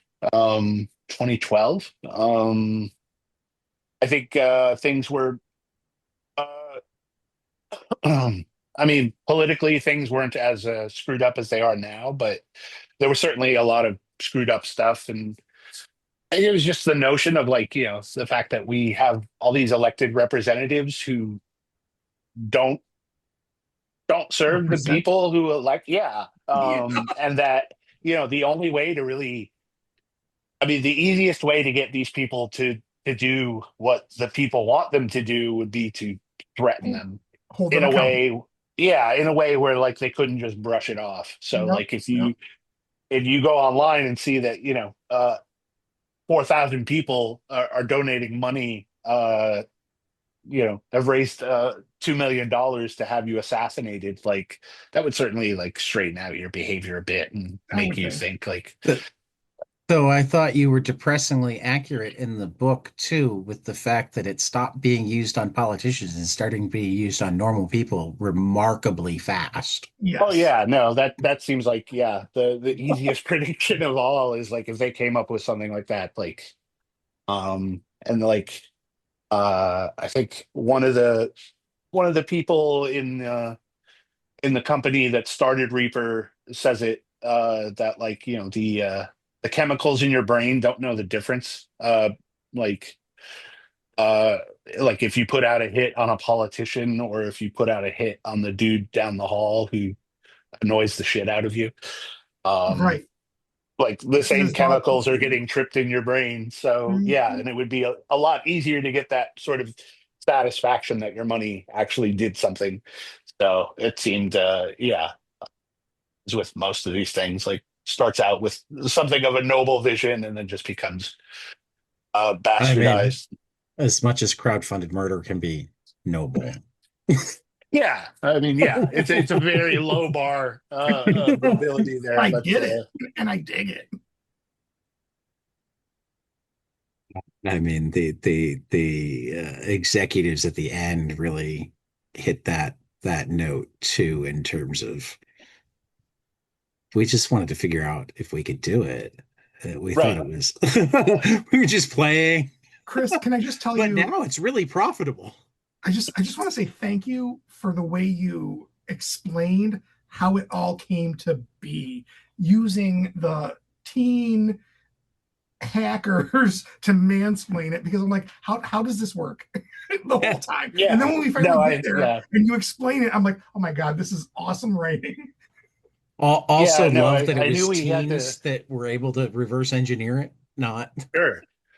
Well, yeah, that like I knew we had to have an info dump somewhere, Yes, Right. yes, just to absolutely. like And you did it without. brilliantly. Thank you. But yeah, yeah, no, thank you. Like I was pretty excited when I stumbled onto like yeah having the kids. Yeah, it all just a lot of this book just like sort of just plucked it out of thin air. Like some It of my wrote favorite itself. stuff. Yeah, it just sort of like I never had the kids set up as anything approaching like characters that we'd ever see again, and like then when they manifested, then they become part of the fabric of the book and become wrapped up in the whole ending of the book. So yeah, whoever served that to me, I'm grateful to them Well, one thing or whatever. I like to sort of highlight as well is something that you said about these characters, because I'll be upfront with you. The first 2.5 volumes, Charlie annoyed the ever loving Oh shit yeah, out of yeah, me. I think she sure. was I supposed to. I I'm going to go with this two ways. I'll go with it as a consumer, as a reader, and also as a clinician. Is it annoyed the shit out of me? I was like, really? Like, I don't know how oblivious, naive, willfully ignorant you need to be. It's like, if I have a $2 million hit on me, I want to comply with a defender and tell them Right. everything. Why do I Or need? I want everything. You're going to know no, everything. or I'm going to kill myself and collect. And the people after me are going to be okay. Now it's like, why? Like, fucking why? Right? Well, But but that also makes one of the twists, like, how on earth did I not see this? How on earth did I manage to not see this coming? yeah. And this is where the sort of analytical part of me comes in, is that I felt for her. Like, I Yeah. did feel for her after she's like, I don't like myself, right? Despite that being a part of like a drunken experience, it was like, it's like I just wanted someone else to care. And going back to that sort of salad in the comic, call it salad, it's who wants to sort of take part in that salad and contribute to my hit, right? Just if do people care about me? Because even negative attention is still attention. Attention. That's Yeah, right. Yeah. So that aspect is, and that's what triggered for me the resistance side. Yeah, there was a resistance that Charlie didn't want to talk about anything, Hmm. but also for her, it was her owning up to that fact of herself, of how much she didn't like herself, how much she hated herself even. So the way you did that, and your very, yeah, humorous way, because how else do we deal with dark shit like a murder hit right. with humor, right? It was, in my experience, very well executed, and even to some degree, there was a little bit of catharsis there for me. It was like, holy shit, yeah, I can understand that. Yeah, no, like ultimately, like I mean, I needed Charlie to be this agent of chaos, and I mean, like a lot of this book shares DNA with like um, like 80s buddy comedies, most specifically the movie Midnight Run. So like you have to have like I don't know, like that dynamic is like you have the the professional, the no nonsense person, and then you have the person who's constantly throwing a monkey wrench. So I wanted to have that, but then I also wanted like, yeah, to have it not just be like, I didn't want her to like suddenly like, oh, now I'm a better person. It's like Charlie doesn't necessarily become a better person. She just becomes like, I don't know, a less terrible person. Slightly more self-aware. Yeah, like yeah, I always have a problem where like, yeah, like within the arc of a story, like, oh, I'm completely different at the end. Like, not to say that people don't change, but I think people don't change that dramatically. Like, it's a very slow process. Um, so yeah, it was more about just sort of digging up why Charlie is such a shithead. Um, but yeah, I got tons of feedback throughout it. Like when I had Charlie and Vita hook up, I remember getting an email from a reader saying like, yeah, I'm not going to read the book anymore if you're going to have them together because Charlie is awful. And I was like, okay, okay, fair enough. Like, I could tell you that like it's not going to turn into a love story from here. Like, Charlie is still Charlie. She's still going to fuck it up. So, but yeah, like, yeah, I mean, I always loved Charlie the whole way through. Of course, because I was, directing her to do Mhm. these terrible things. But yeah, like, and I think I didn't even really know a lot of like like I knew that we're getting into spoilers here, right? Like, Yeah, we actually warned at the end of the first part that there would likely be spoilers. So I'll remind people again that if for whatever reason you haven't read Crowded, please pause the recording, go to your local library, bookstore, or go to Chris's website and order them, and he'll sign them. yes. And read Crowded. You can get Um, all three of them for $40, which is a good deal. but like her, I always knew. I'll be muddy. I mean, I always knew who was behind the campaign from the beginning, but I never was quite sure why. So, I mean, yeah, I don't map out books like fully to the, like I leave a lot of wiggle room where it's like, well, I don't know what's going to. So, I sort of figured out Charlie as I went along, which makes the whole process more enjoyable for me. Like if I knew every detail walking in the issue one, like it would start to feel a little, I don't know, mechanical to me. So yeah, figuring that out was like a big moment for me, and figuring out how to I don't know, have Charlie vocalize it without it being, a sort of like a very special episode of Crowded type vibe. Um so yeah, it was tough to like still be crowded but get into that stuff. Um So yeah, I'm glad it hit for you like that because I was pretty happy with how that all See, came together. I think I'm probably in the minority, but it's because it reminds me of such a good friend of mine. I was always um enamored of Charlie. I always viewed her um outgoingness, over the topness, seeming unawareness more as a shield than Mhm. as a sign of her character. So like even when you said I don't want people to think that Charlie suddenly became a good person, I'm sitting there going, I never thought Charlie wasn't a good person. I thought Charlie just Right, had right. this big wall that she put up against like everybody. Yeah, yeah. Um, and that was actually something that I always liked about her. Um, even as it made it really hard at times to go, Charlie, Charlie, please, can't you Right. see that Vita isn't running away? She does actually want to keep you alive. Yeah. Yeah, no. I mean, I like the fact that like the how people feel about these characters is not universal. Like, Yeah. I love having a contingent of people who are like, I cannot stand Charlie. Is it, it's a reaction. So as long as Yeah. I'm getting a reaction at my most base level, that's satisfying. So, Well, Um, even the Go ahead.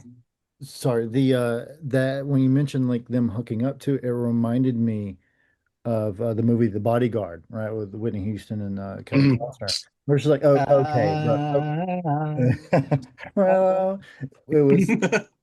I can't sing. We're not doing that.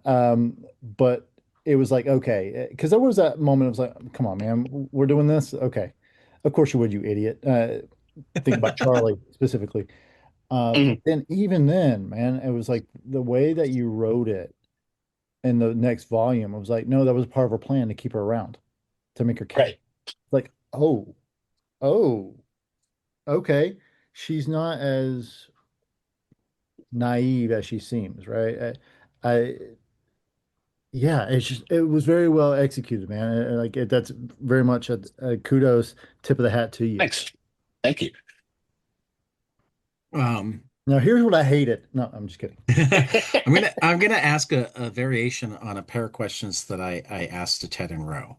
That Um, the variation is like I wanted them to talk about when they got scripts in, and for you, I want you to switch that to like when you saw the way that they realized it. Um, but talk to me about, I mean, because the other thing, like we kind of realized together is, and it was a big enough and enjoyable enough deal to them that like they're like, it feels like it was yesterday, and then we realized it was actually a really long time ago. You guys started this journey almost 10 years ago. It was it was split up by a pandemic. right. Mm. It went from single issues to a trade for the end. Yeah. That this was a long, interesting journey. So, um, I want to know both in terms of the story itself and in terms of the experience. Um, what do you look back and feel best about? What do you look back on and go, "Oh, that was something really cool." Um, just landing Ro and Ted, like the fact that like these two amazing artists were just like looking around for something, something of their own to work on, and I had something, and like our friend and the editor of the book, Juliet, managed to put us together. It's one of those like I've had a couple moments of like weird good timing in comics.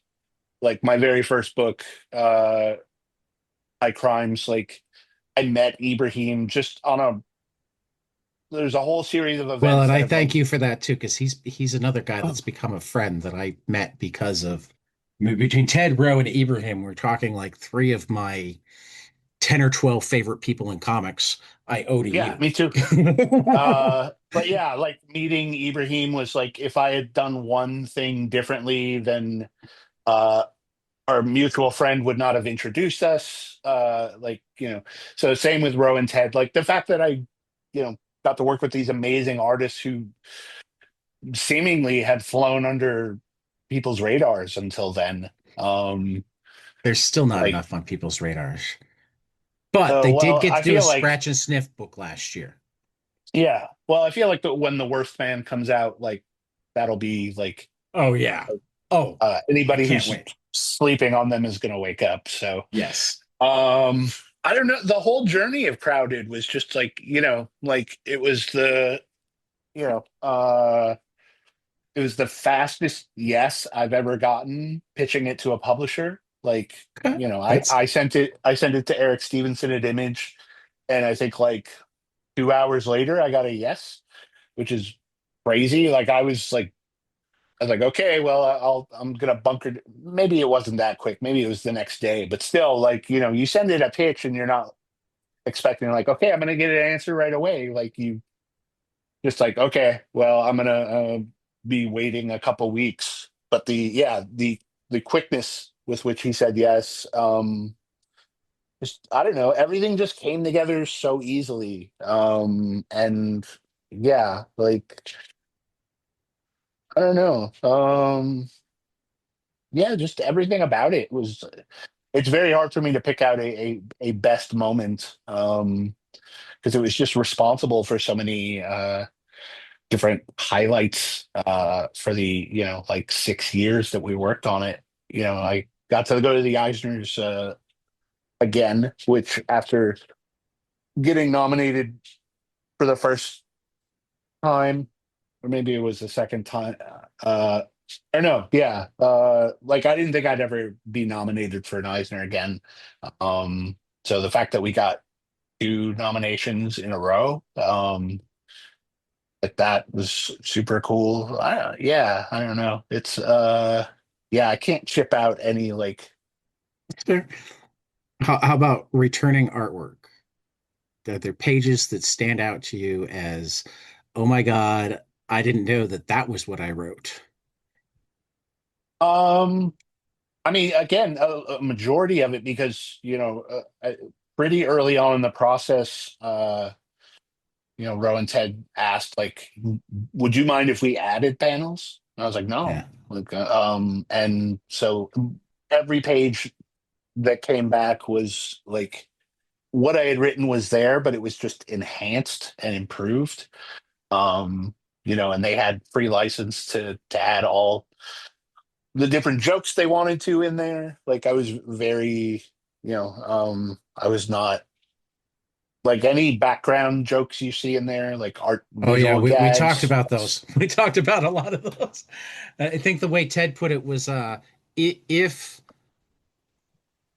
the restaurant or place is interacted with, then Chris probably named it. If it was just in the background, that was all us. Right. Yeah. Yeah, no, I Kremlin think cream. the only background gag I can truly take credit for is I think is in issue one, and it's when Charlie's looking at her DVR, um, and one of the shows listed is a limb adoption. Like that's mine, which is a stupid.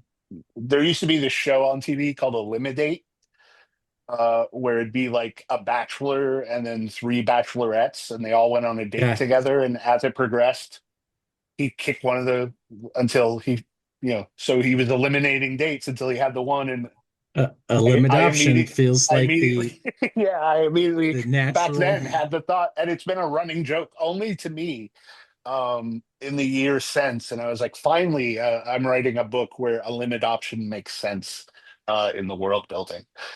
Um, but yeah, no, I mean, like again in issue one, and I own this page. It's the cutaway scene of Vita's house. Oh Um, yeah. It's a good page. like yeah, like blew me away the first time I saw it. Well, they did a great deal of research. We just Did talked they? about that. They did. Mhm. They looked into like average like floor size and average, for the late 19th century Victorian, like they Yep. Yeah, no, did it makes all, sense. all sorts of research. I mean, I got to laugh about that. Again, listeners, this was an hour ago. For me, it was earlier this afternoon. Yeah, I laughed so hard. I'm like, that is such a you guys thing to do. And like I kind of saw it, and I'm like probably the only person who even thought about whether or not you'd done that. And I wouldn't have if I didn't know you. Right. So yeah, like I don't know, like yeah, like they sent over initial drawings of Charlie and Vita, um, which were very different from who Charlie, but like then the next pass they sent over, it was Charlie and Vita. Like so, there wasn't like yeah, it's just everybody felt super like on their game and assured in that whole process. I was probably the least self assured of anybody because I don't know because I'm just a panicky dude. Um, So yeah, I can't say like probably the one thing that I specifically remember being really blown away by was there's a 2-page spread of them on the train um in volume 2 when they're taking the hyperloop to Vegas, and the it's when everybody starts attacking them, and literally the whole tube, like, it goes around, like, and they made it work. Like, there's no way I could script something like that. And if I did, nobody would ever want to draw it. So yeah, no, He there's would just curse your name. like, you could just throw anything at Ro and Ted and they would knock it out. Like, I was never worried about giving them anything, because I knew they would kill it, and they'd make it better than anything that I had written. So Is there enough any part answer. of this that like 8 years later, because like I know that like there's part of me reading it, and it came up with Ro and Ted as well, that it's like, God damn it, we weren't supposed to be right about this. This was supposed to be a joke. Is there any part of this that you're like, man, I really wish that either I hadn't seen this coming, or or the world had taken my warning and run with it rather than run toward it? Uh, hmm. No, I mean, like, yeah, I don't like, we still haven't nailed like the really big, there's still not a crowdfunding platform for assassination. I feel like if that ever happens, like, then I would really feel something. But like, Okay. there has been an Uber for Bodyguard has been introduced, I Yeah. think a couple times since uh Crowded started. Uh I know at least one started while we were working on it, and then but like, even in the run up to us like working on the book, I remember getting anxious because, like, there was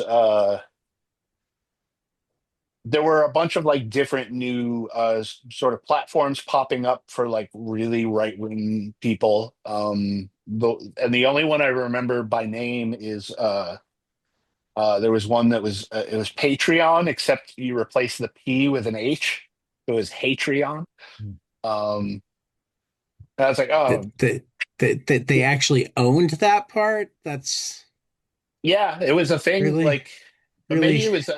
really I mean, disturbing. maybe I don't know if it ever actually came out. I just remember like reading about it and thinking like, man, we really gotta like we got this book has to start coming out because the real world is already like starting to Catching up. outpace us. Yeah. So um yeah, I'm trying to think if there's anything I wish, um like, I do wish, like, our book really delves into fantasy when they go to Oklahoma City. I was And literally going to go there. yeah, and it's a haven for queer people. Like, Right.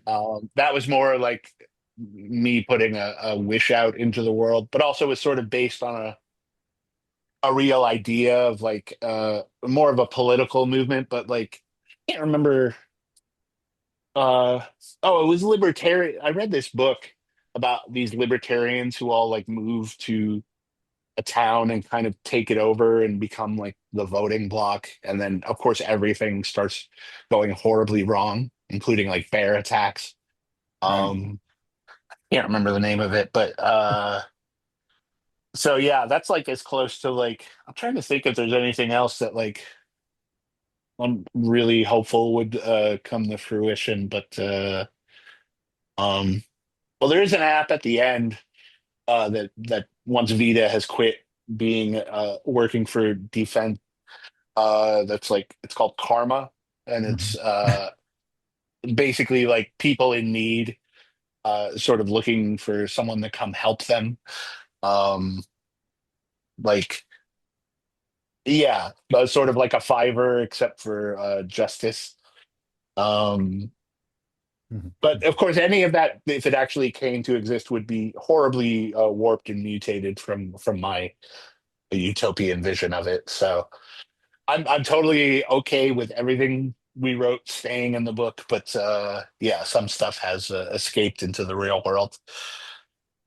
So going back to Oklahoma City, I have to ask the to me the first obvious question. Why Oklahoma, and did it have anything to do with the musical? Nothing to do with the musical.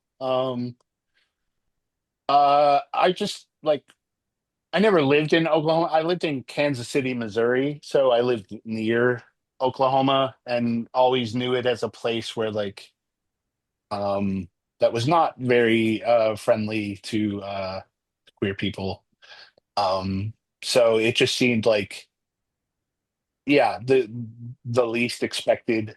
Um but also I needed a place like because they were moving geographically from west to east, like it had to be somewhere between Vegas and Washington D.C. Um, so it's and Oklahoma is right there. So yeah, there's a number of different factors that I was just like, yeah, okay, this will be yeah, this will be a good I don't know wish to put into the world, and it has not very much not come true, but I live Yeah, in hope. yeah. Wow. Yeah, One day, one of the wishes in comic books has to come true rather than just the warnings from comic books. right. That's all I have to say. Just once, one of the wishes. That would be nice. And as someone that's I- lived in Oklahoma for about 3 years, I can definitely say your version of Oklahoma is way more fun. I would rather live there. Thank you. yeah, no, I mean, but as I say that though, with the wish casting, like with our luck, it'll be something cool but dumb, like web shooters. Sure. Rather than actually getting one of the I'd be pretty happy with substantial. web shooters. Like, I think that'd be, I mean, I would love to have web shooters, but like so many of the substantial warnings of comics have come true. It would yeah, yeah, it would be it would be just like the world to finally give us something cool out of comics, and it's just fun rather than and then immediately gets yeah. used for evil because you know that we'd have web shooters for like 10 minutes before somebody decided to Oh, yeah, no, it do would something totally, heinous people with would them. totally wreck it. Yeah. Like, so, Mhm. but I would just like to enjoy 10 minutes with a pair of web shooters, before they were banned. Yeah. Um, yeah. What I love the most about Crowded, um, what I love the most about Ted and Ro's work, what I love the most about a lot of your work, though every once in a while you just go dark, dark, and while I love it, I'm sitting there going, come on, let me laugh a little. Sure, sure. Um, and actually, Ted used a great word that's going to take me on a brief tangent because Ted and Ro decided that like what they are is they're clowns. They don't take you away from reality. They give you a little bit of levity to go with your which is where my tangent is. Have you returned to the Clown Hotel, or is it still a place that No, you never want to come anywhere near again? I mean, I thought about actually going back last year because it was the 10th anniversary. Okay. Um, but the Clown Motel is under new ownership, um, and it's currently owned by people who don't like who get the joke. It was much more fun when it, to me at least, it was more fun when it was owned by people who did not understand why people thought it was creepy. Um, but the current owners definitely understand why people think it's creepy, and they've leaned way too hard into it. So Gotcha. unfortunately, now it looks like it looks like a cheap haunted house. Um, and also like I think they charge 3 times the room rate as when I stayed there. I think it's like Okay. $100 a night to stay there, which it's not like there's no world where paying $100 a night to stay in the Clown Motel makes any sense. Um, like when I was there, it was it was like $30 a night, which like still not great, but you could justify. Um, I don't know if Matt knows this one. Lee's looking at me really weird that there's a clown motel in is it in Nevada or mhm. yeah, in Nevada that's really creepy. And do you spend a week or a month there? You told me this Month. story, Ted. A month there and wrote a Yeah. book about it. And Mhm. and yeah. I recommend reading the book. The way I always refer to the book is Chris spent a month in this hotel, so none of us need to come within 50 miles of it. Yeah, that was, I mean, the whole reason I put the zine together, uh, there's like a prose book that I wrote, but that was part of the Kickstarter that I put up to basically to pull the trigger on whether I would go or not. Um, but people like wouldn't stop asking me about it, so I finally just put together a zine all about it. And yeah, it encapsulates my 30 days living in central Nevada. You know, like 50 miles from a hospital in either direction. Um, a town where there was nothing to do except drink and do meth. And just yeah, living Definitely, in a definitely the type of place that you want a clown motel and no hospital. yeah, it was just such a weird, messed up town that I had already gone to visit, and uh, it was just a joke that got out of hand. I was like, what if I spent a month at the Clown Motel? And then I put up a Kickstarter and actively discouraged people from contributing money. And we hit goal in like 4 hours. It was terrible. Okay, this is as I'm talking about as I'm listening to you talk about actively discouraging people from putting up money, I have to ask, was that the genesis of Reaper? I guess to some degree, yeah. Because certainly I think a majority of people gave money because they wanted to watch a dude die in the desert. Um, so, uh, so yeah, honestly, yeah. But I'd already had the idea for Reaper by then. So if Okay, anything, so it it wasn't the just genesis reinforced it. Reaper, it was the beta test. Yeah, it was me exploring the world of crowdfunding, so I would know what I was talking about. That's a good explanation of why I did that because I have no honest explanation of why I did that. I think it was just to see if I could, and then it turns out I could. So, So now that I'm done with my tangent, what I really meant to ask, and the much more interesting question, I mean, what makes this book so powerful, so wonderful, and such a good fit for this book club is that even while displaying acts of resistance, acts of survival, horrible circumstances, you manage to bring joy to it. You manage to bring hope to it. You manage to bring love to it. You paint a very full life tapestry. Um, I assume that was your intent, but talk to me about the process of managing to breathe that into something, managing to take something that could have just been a chase book or a John Wick shooter and make it something so much more because the characters are fully fleshed out and driving the story.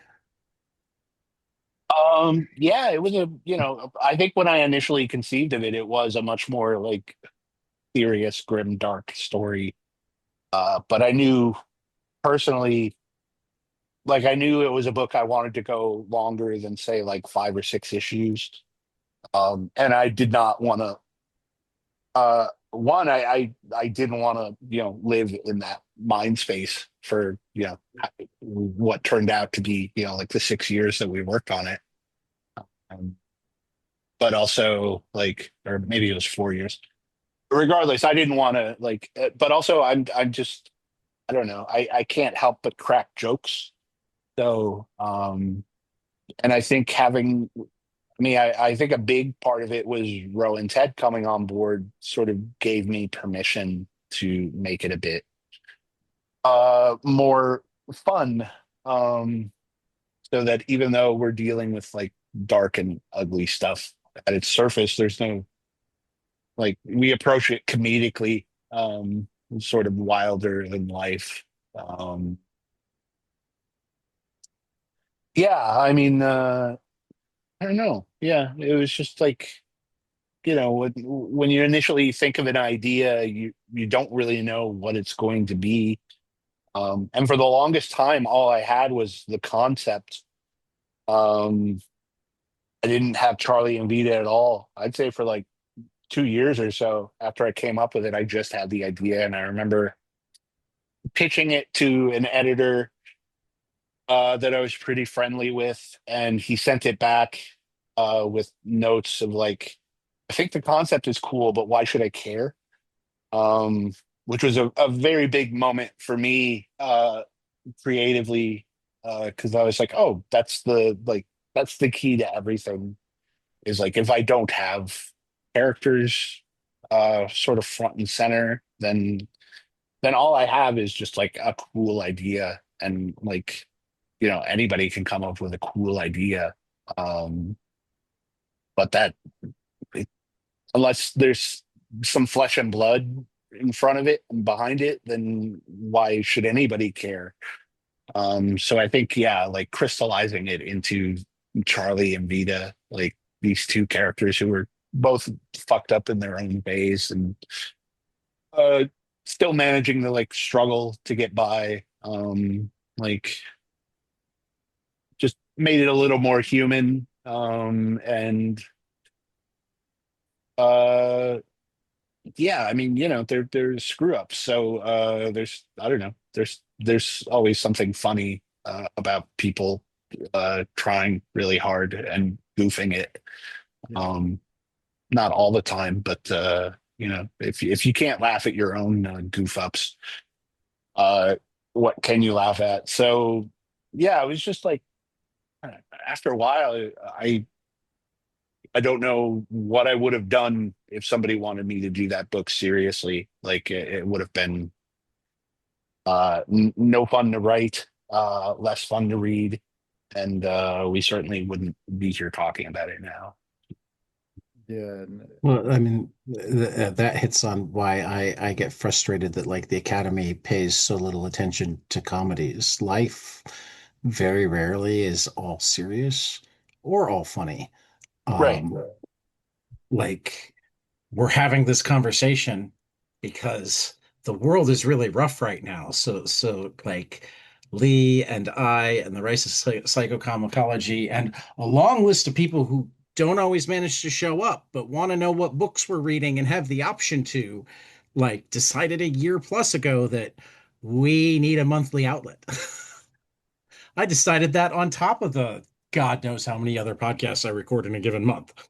Um, so yeah, Yeah, this book was an outlet for me too. Like, we were working on it through majority of Trump Trump's one.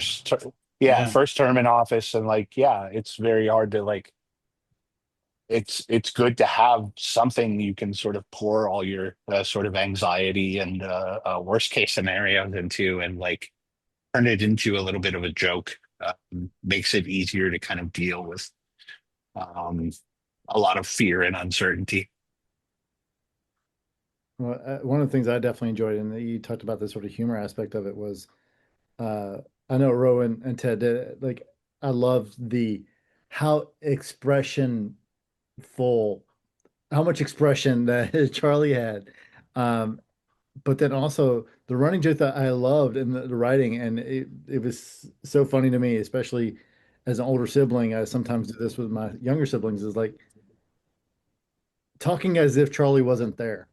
My favorite running gag throughout the entire thing, which is like it happens so often. It's just like And she would say it like, I'm right here. And Right, right. I'm just like, no, no, you're not. You're the child. Go away. Um, but yeah, and again, I think you highlight the excellent point here. And I'm sitting here with again a Deadpool shirt. Talk about a guy that has a tragic, is a fuck up, and how he deals with it through humor. Right? Is that it was that balance that you had, and even with Vita being as serious as she was, is like having those humorous moments even for herself. And I think some of my favorite writing was when she was following Charlie to find her again after she fired her. Charlie fired Vita, and she's just talking to Dog, who she happens to name Doug.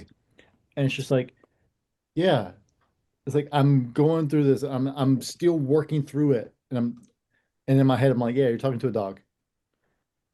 It's like, man, it's that humor, that balance with the seriousness of the moment was again high praise for me. So Thanks.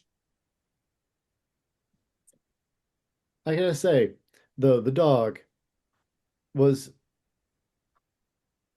for you. Was there a particular reason for the dog? Was it just because you have your own dog as well to include a dog in the story? Because it's like even though the dog had like maybe three lines of bark bark, it Bork, bork. bark, excuse me. Is that I don't know. It seemed like to have a sense of the dog was a character of their own, if that makes any sense at all for me. Yeah, yeah. Yeah, I didn't have a dog at the time. So um, I was putting dogs in whatever book I could. And like I didn't have a plan Oh, for wait. So dogs. that was the wish casting that came true? Yeah, I guess so.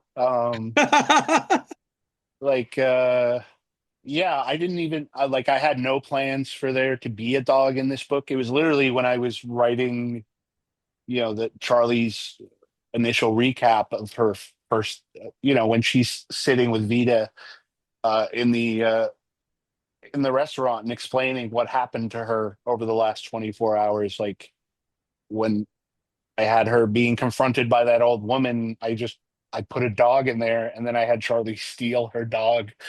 Because I thought it was funny to steal a dog from somebody who's trying to kill you. Um, and then and then yeah, then suddenly dog was just a part of things, and I figured out a way to incorporate dog like plot wise. So dog kind of helps save the day um, when he carries a gun uh, in his little harness while they're being attacked by Trotter. Um, and then it just felt like, oh well, dog is now like this sort of weird child between the two of them. Um, like yeah, I don't know. I just think yeah, I just really wanted a dog in my own life. So putting a dog, and it's the kind of dog that I would never want to own. Um, like a small yappy dog. Um, but I think even working on Crowded like changed my mind about that. And now like I would totally get like a small little handbag dog. Um, but yeah, just another like if you could say there's one innocent in all of Crowded, it's dog. So I think just having that pure innocent sort of stuck in the middle of all this sordidness um, is fun. Uh, like dogs are just fun. So um, No, you're right. yeah, I didn't think about the innocent aspect of it, but I thought it was interesting too, because especially in several of the scenes, especially volumes two and three, how uh, obviously in volume one as well, because you mentioned the Trotter incident, but it's also like how Vita had to go back and get Dog, and then that brief moment where Vita almost forgot the dog in the sort of break-in. So it was like it's and even in some of the dialogue they reference each other's mom and dad to the dog. So it's like very yeah, cool to see that sort of relationship. And I just wonder if that process was, I don't want to say like intentional, sorry, poor word there, but how that was sort of developed in that way. So it's really cool.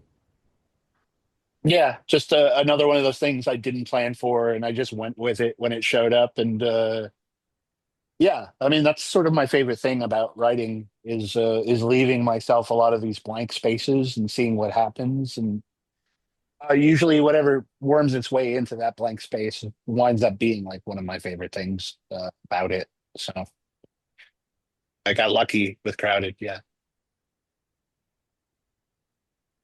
Well, Ryan Reynolds says it's the greatest book ever. So it's got to mean something, right? Yeah, yeah. No, I and that's a How did that legitimate. come about? Yeah. Oh, the whole Ryan Reynolds thing is a whole story unto itself. But basically, like we were uh we we started following each other on Twitter and DMing with each other. And I just decided to shoot my shot. And I was like, because he told me he really liked my writing. So I was like, hey, like I'm looking for the ultimate pull quote, and I feel like you would be it. Um, so I guess I'll reveal a secret of the Ryan Reynolds pull quote, uh, which is that like. So I asked him, I was like, could I get a pull quote from you? And he's like, sure. He's like, I'm super busy right now, but if you write something and send it to me, I will edit it as I see fit and send it back to you with my approval. So then I shot my second shot, which I was like, I'm gonna have him say that this is the greatest book ever. Um, and so I wrote that and sent it to him, and he was like sent it back with a couple edits. He's like, "Yep, looks good to me." So I was like, "Okay." Like, I love it. yeah, like I figure why make Ryan like if you're gonna put words in Ryan Reynolds' mouth, like make him say the nicest possible thing he can about you. Yeah. Absolutely. That's So amazing. yeah, I tricked him into it somehow. I don't know how. I love it. I love it. That's amazing. I just love that it's legit. That's awesome. Yeah. Yeah. Yeah, yeah. No, it's like I also got him to buy a full page newspaper ad with a picture of my dog. For, so that's part of the Ryan Reynolds tale, which is way too long to go into. It would be like its own episode at this point. Well, So one day he's got to option Crowded and make it happen.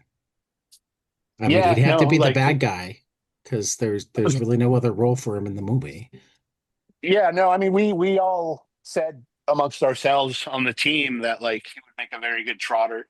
Yeah. Um, but yeah, I don't know. Yeah, like uh honestly, I think like there's that movie that came out 2 years ago called Jackpot, which really like kind of I think really took a lot of the wind out of Crowded sales Hollywood wise because it was.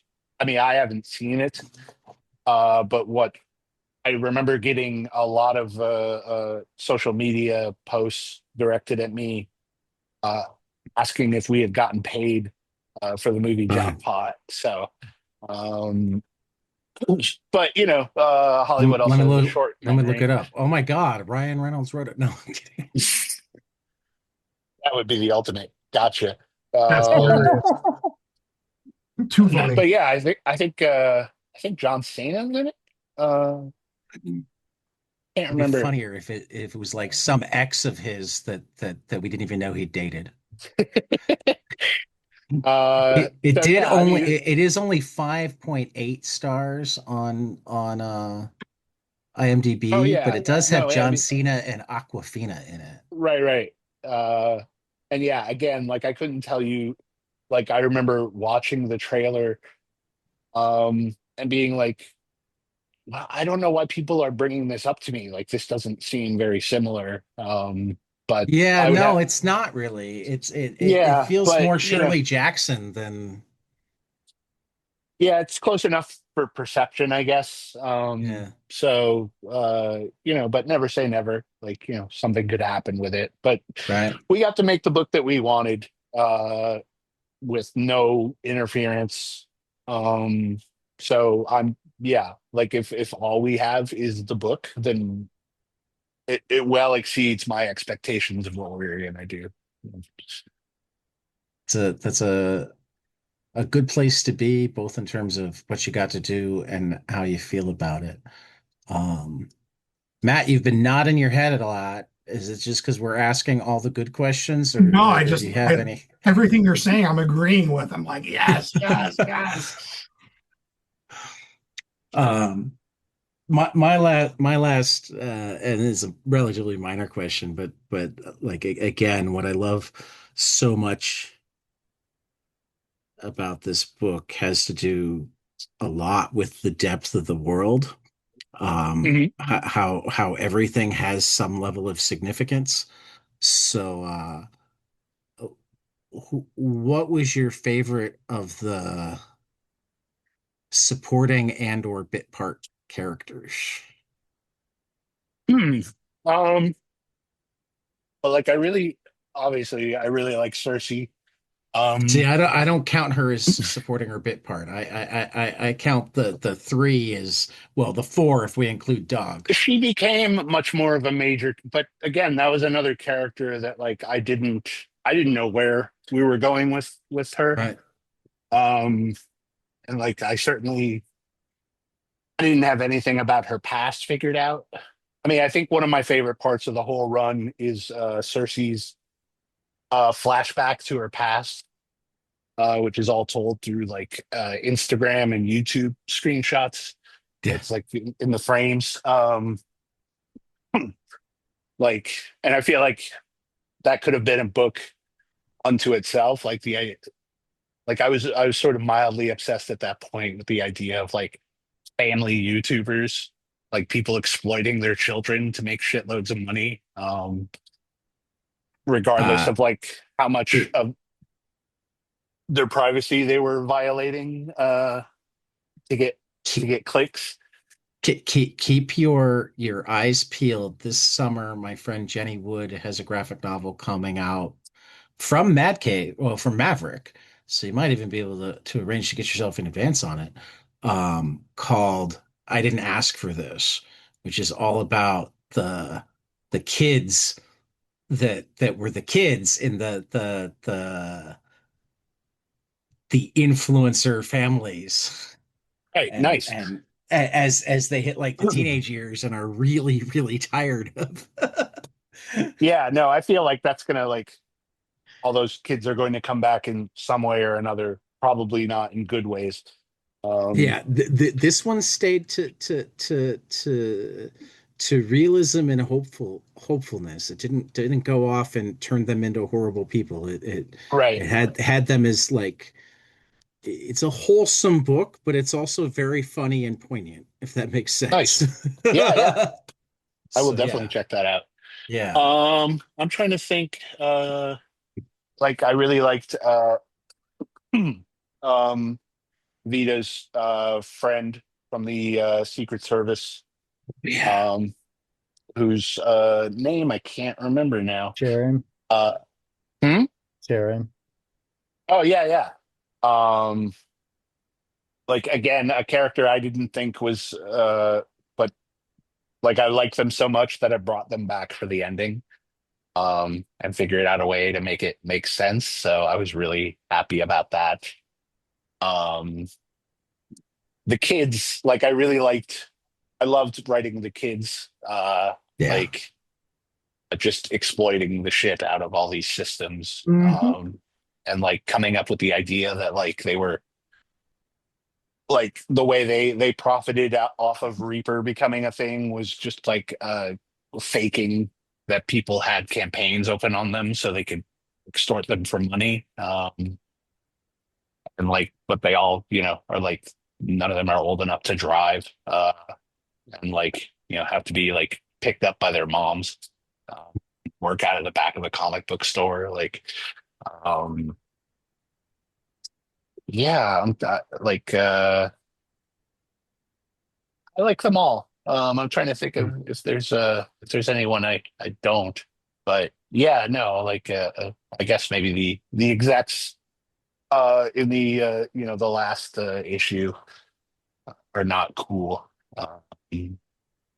But yeah, like, really all I had was like Charlie and Vita, and I knew Vita had an ex. Um, and that was it as far. And I knew, Trotter was going to be a villain, and I knew that Cersei was going to be a villain. But I certainly didn't know where anybody was going from there. So I'm still going to say Cersei because I did not And then plan for her Cersei to. didn't wind up being a villain. Right. Yeah. It all, yeah, worked itself which out there. which leads me to a follow-up. Hmm. I'm a big Aaron Sorkin fan, Okay. and one of the things that I've always appreciated about how he talks about his writing, but particularly when he talks about like the West Wing, like Donna and Charlie weren't supposed to be characters, but the actors came in and so blew him away that he found himself writing more and more for them to the point that they wound up being like opening credit characters. The way you keep describing your characters as I didn't think that they were going to be this, and then they just pulled themselves forward.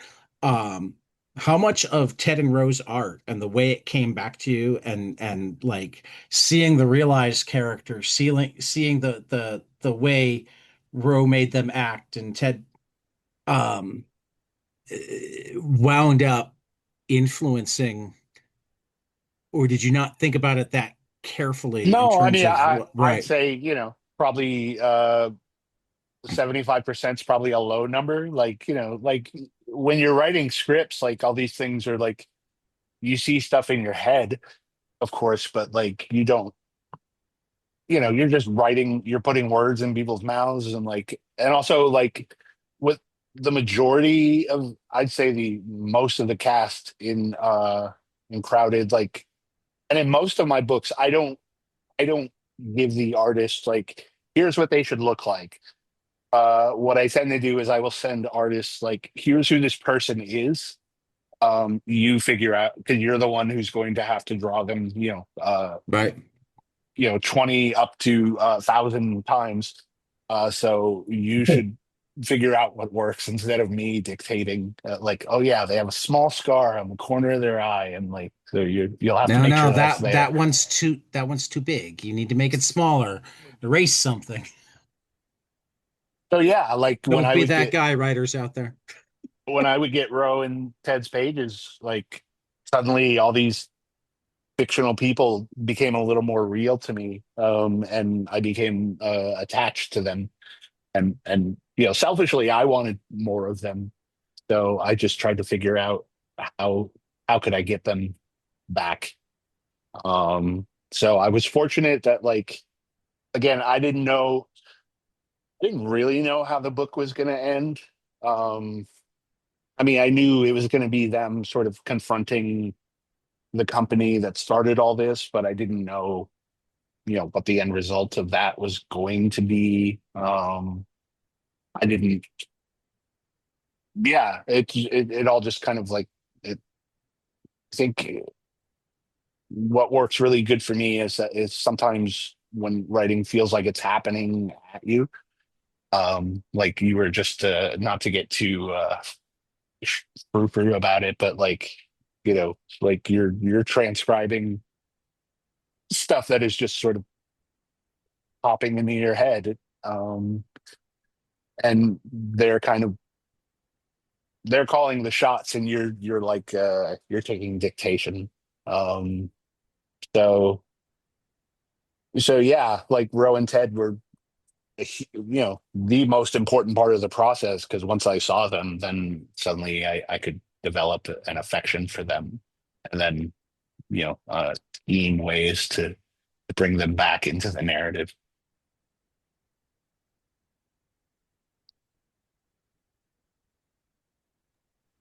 Right. I'm gonna say Doug. Doug was my favorite side character. Uh, I counted him among the key four. Yeah, Four. absolutely. I thought we were at three. Yeah, I corrected myself immediately. Yeah, I mean, Doug is basically the third main character. Um, 100%.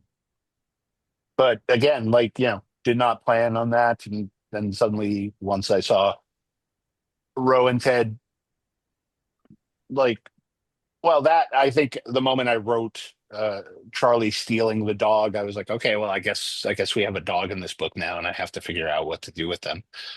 Um, but but like seeing the way Ro and Ted rendered dog, uh, we only made that conviction stronger with each issue.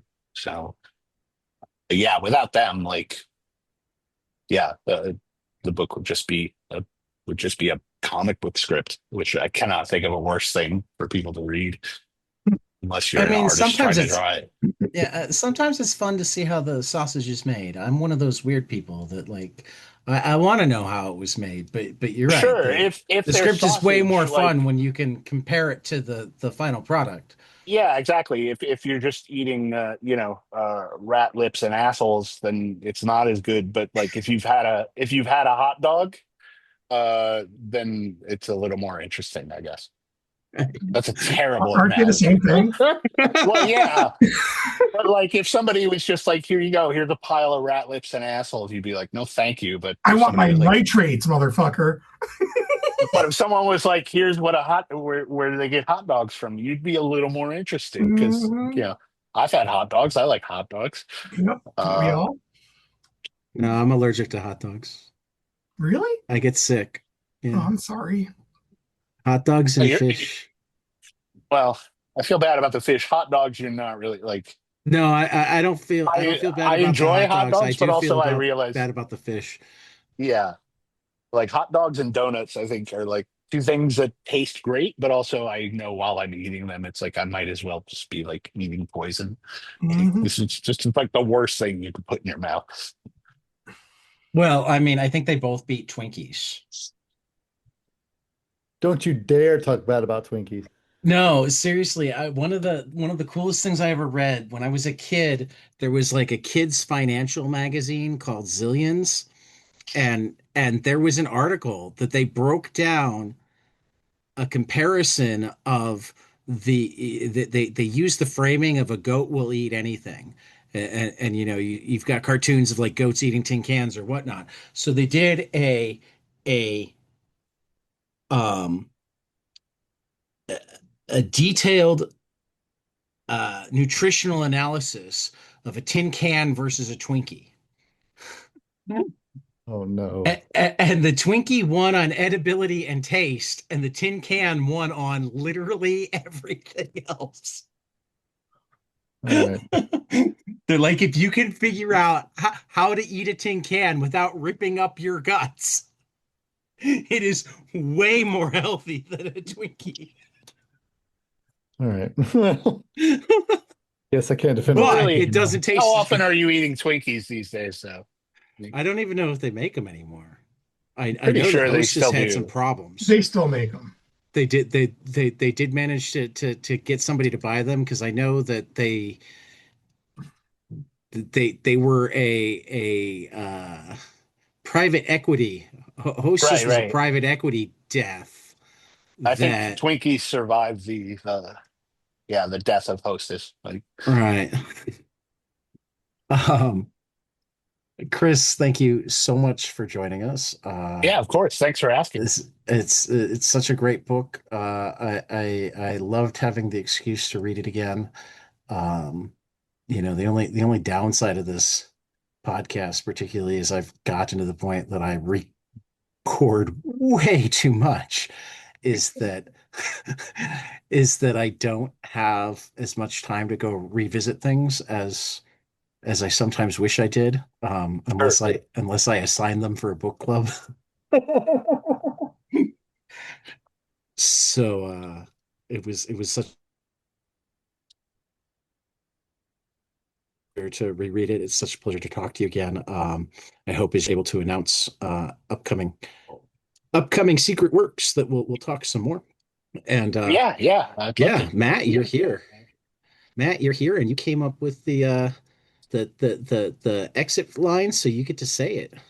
We'll continue after the next page.